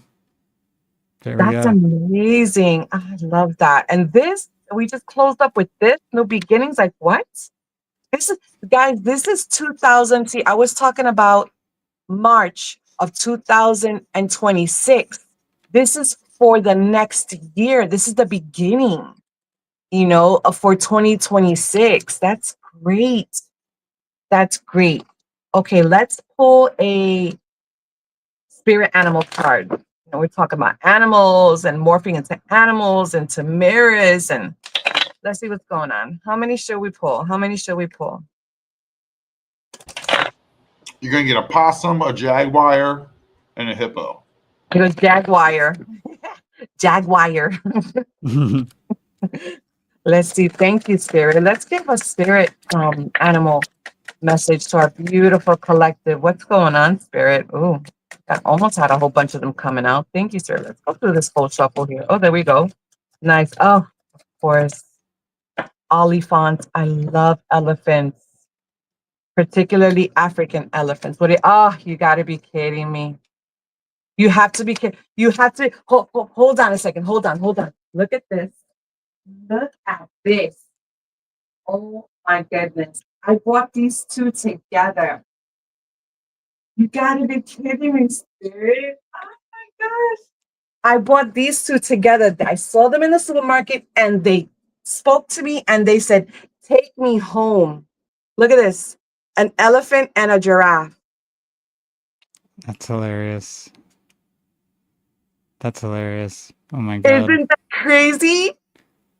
Yeah. I love them so much. They're like, oh, and they talk to me. Like for some reason, stuffed animals, they talk to me. So that is so wild. Visionary giraffe, which by the way, incidentally, giraffe came out in Ronin's last live with Gabe. Right, Oh Ron? yeah, yeah. Rise above earthly matters. Glide through life with grace. You are able to see the right path. Stand tall in your self-worth and love with a big heart. Oh, I love that. Visionary. That's amazing. Sorry for the glare, guys. An elephant. Look how pretty that elephant is. That looks like on my little statue right here of Ganesh. See that? It says, love is your strength. Leadership is your path. Your wisdom inspires everyone you meet. You can overcome any problem. You will naturally and easily achieve success. Oh my gosh. Oh, and I just pulled the success card too. And it was under the deck actually before. Wow. Yeah. Amazing. So just FYI, guys, we've been rehearsing this all day. We shopped and bought stuffed animals. We have the cards ready to go. So just for everyone, Wild. we planned this whole thing all the time. This is all staged. It's all part of our psyop. Psyops on psyop. Yeah, they think they have psyops, right? They think they have psyops. Oh, what's So what is this? the angel number? What's the angel number? Oh my goodness. This Those guys is are low key mentalist. This Is is it going to so be a 31? But 31? that's fire. You see what I'm saying, everyone? Beautiful power. triple numbers. Let's Like, Three, let's see. We're gonna do. Ooh, I like that 333.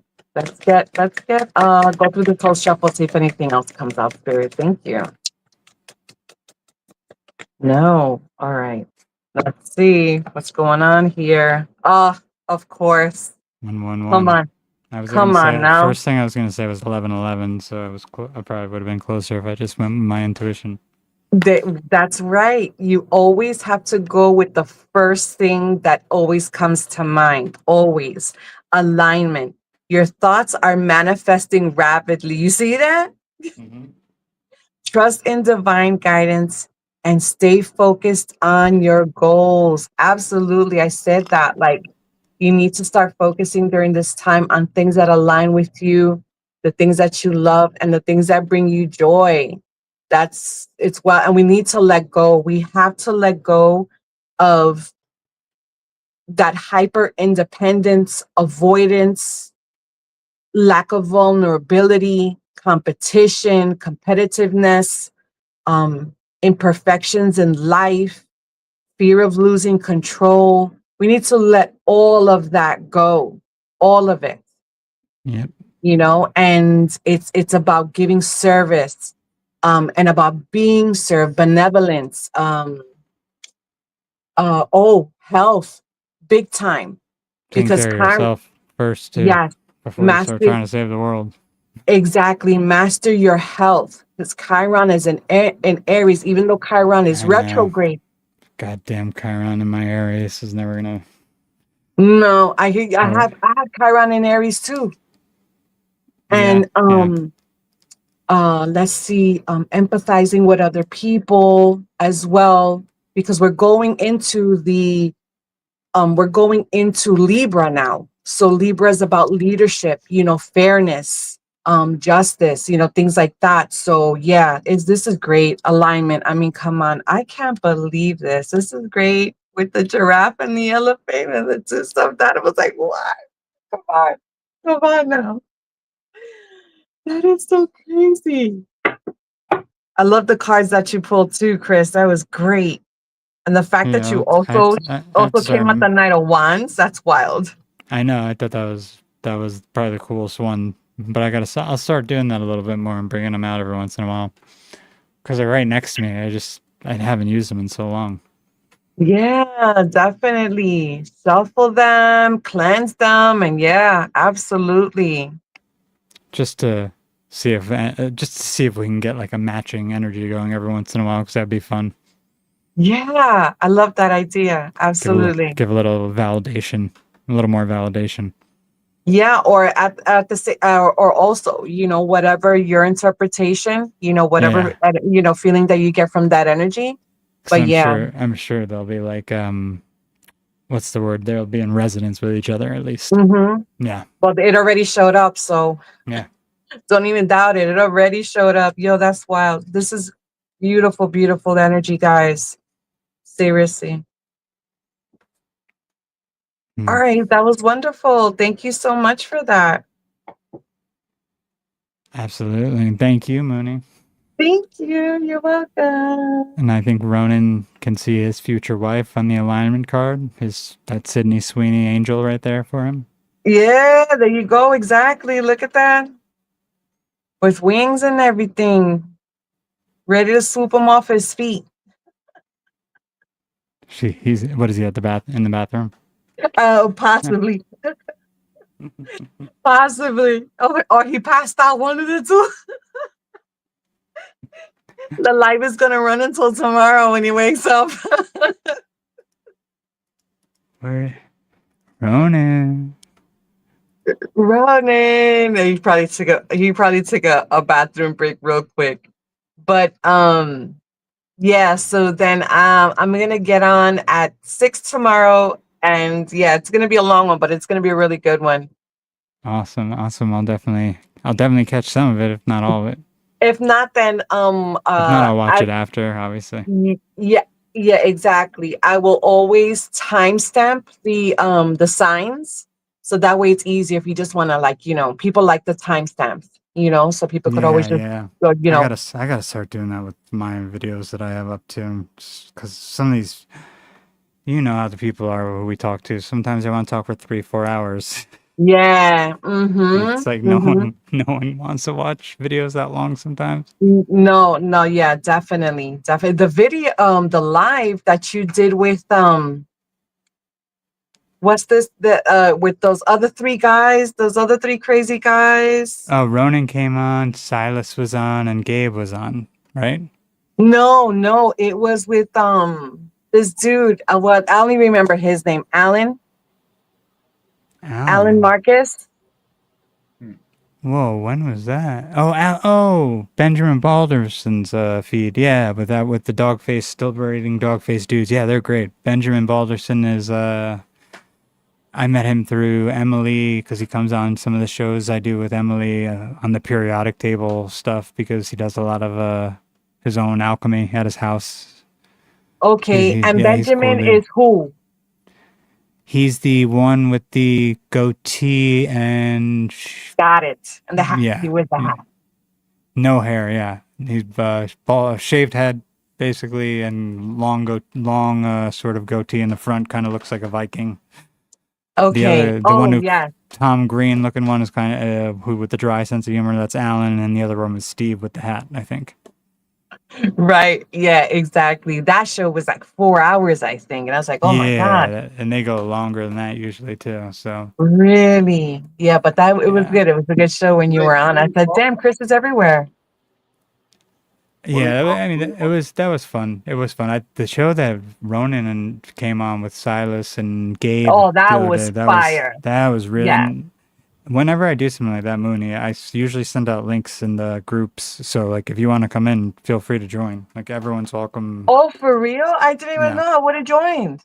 Yeah, next time just let me know if you need it, and I'll send it to you. Because Boys I don't like. I'm not. If that many people are coming in, I'm just inviting everyone at that point.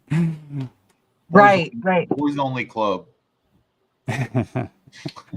Unless Yeah, I get a Ronan only special, likes to be around the boys. unless I get a special request from Ronan for it to be boys only, and then you have to talk to Ronan. Oh, geez. Oh, what is Shetty saying? Mooney, he makes incredible jewelry too. Who makes incredible jewelry? Benjamin, I guess. Ben Oh, Balderson. Benjamin, my Yeah. animal spirit. Yeah, He he's makes cool. He's a cool guy. Okay, nice. Yeah, Very- those dudes look cool. They look cool. Very nice guys. I mean, I just kind of met them through Emily, but nice. Seem like very nice guys so far to me. So Yeah, awesome. but yeah, I think we're gonna try to. Cards, dude. Yeah, we did the cards, brother. You went to the bathroom or something, right? Oh man, I ate a sandwich, bro. Oh damn, you SOB. I bought the best sourdough bread this morning, freshly baked from my Czechoslovakian bakery lady. But Ronan, I know like I keep seeing Silas and Shinobi really keeps wanting to get on a live with all of us. So I'm probably gonna send out another group thing soon, sometime this week on my channel. And I told Mooney she's welcome to join. Whoever is around in those groups that wants to come on can come on. I'm just trying to like live on your show on your YouTube. Originally, it was just gonna be me and Silas last minute, and then I saw Gabe and Ronan come in the room, and I was like, "Yo, you guys want to come on?" And they both wanted to come, and then it started getting crazy, and it was fun. So You got to do it, please. Yeah, you got to do it again, Chris. Definitely. I crushed. Yeah, no, Ronan crushed like crazy. Silas crushed like he always does. Ronan was on fire. Crushed. Everyone honestly was crushing. I was honestly being quiet most of the time because I was just enjoying watching everyone. Geeking. Everybody was geeking. And that makes me happy. Yeah. Oh, that's so sweet. So hopefully we can do that again. I have to get Shinobi on because he keeps asking, and it's just so hard with our time differences because everyone's either in the UK or they're in East Coast and I'm West Coast, and so but we'll make it work one day in the next week or so. Where's Shinobi from? I think he's in the UK right now too, I think, right? Oh, okay. I think. Yeah, I think he definitely is in the UK right now. I could be totally wrong because I get so confused between him and Silas and some of Silas's Mm-hmm. buddies, and then, but I'm pretty sure, yeah, because he was saying 5 o'clock my time is already like he's getting in bed, so it's pushing it at that point. And I'm a night person, so I'm just gonna see if I can start one a little earlier. Yeah, I'm sure you'll work it out. It'll come Yeah, together. yeah. It'll come together. Exactly. And then I want to separate that last one we did into chapters for people, because there was a lot of good stuff that Ronin was saying, Gabe was saying. They were all on fire. Silas was on fire. Everyone was. So Yeah. Clip it and make it into shorts. Shorts Yeah, do yeah. excellent on YouTube. Yeah. exactly. Dude, Mhm. guys, how awesome were my vids earlier this week? I made little cut vids. Dude, great. They were awesome. People love those. Yeah. They're I'm great. trying to Like keep it- anime, it was great. Yeah. I try and keep it funny. I feel like I'm dealing with the most difficult tools to do that sort of thing. I'm doing everything the super hard way. But it turns out I like it how they turn out. The imperfections are a part of it. It's flawed on purpose because that's how things are. Not everything is. Yeah, it's still hard to use these AI type things to make a story like that because they still mess up so much. And some of them can only do like part of what you need.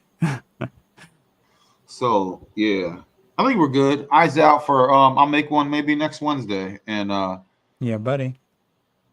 who knows And then what realm that'll be in. And y'all keep your eyes open. I'll keep you posted when I have some time to schedule a live on my Yeah, channel. please do for sure. Probably sometime this week. Awesome. Well, we're awesome.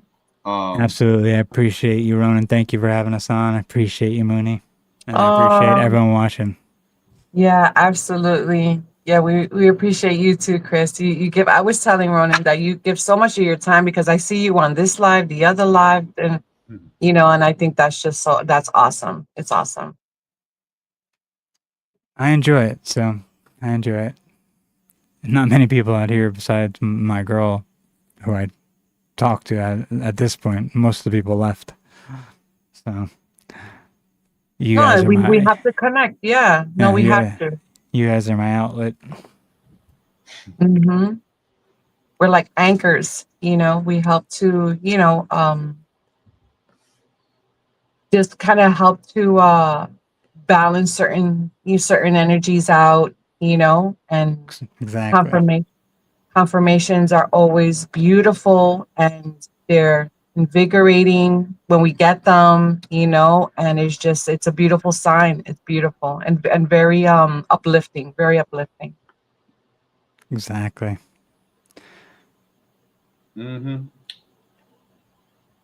Let's get out of here, dudes. Absolutely. Let's dip. All righty. Later, everyone. All right. Wonderful night, Ronin. Thank you so much. Thanks to everyone in the chat for coming in. And yeah, tomorrow Mooniverse is gonna be on.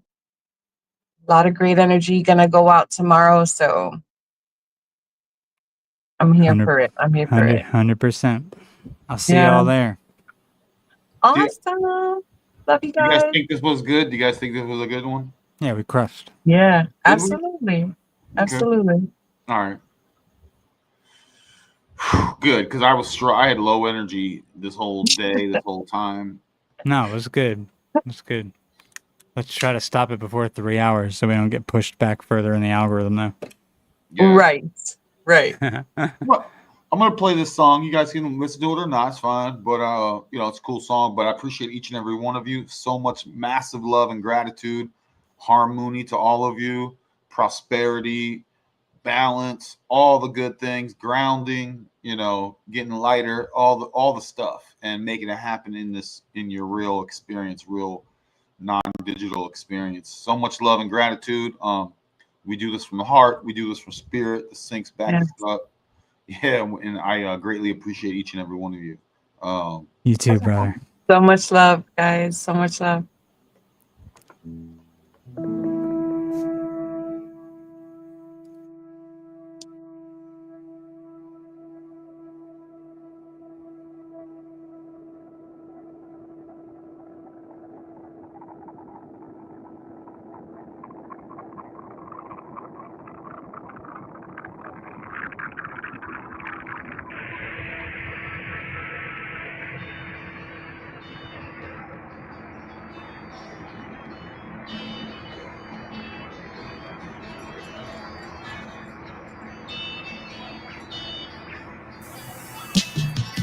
Came the start, turn the light, take a breath.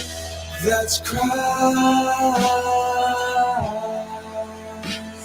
See the moon, feel the sun, taste the rain. Walk the earth, soar the sky.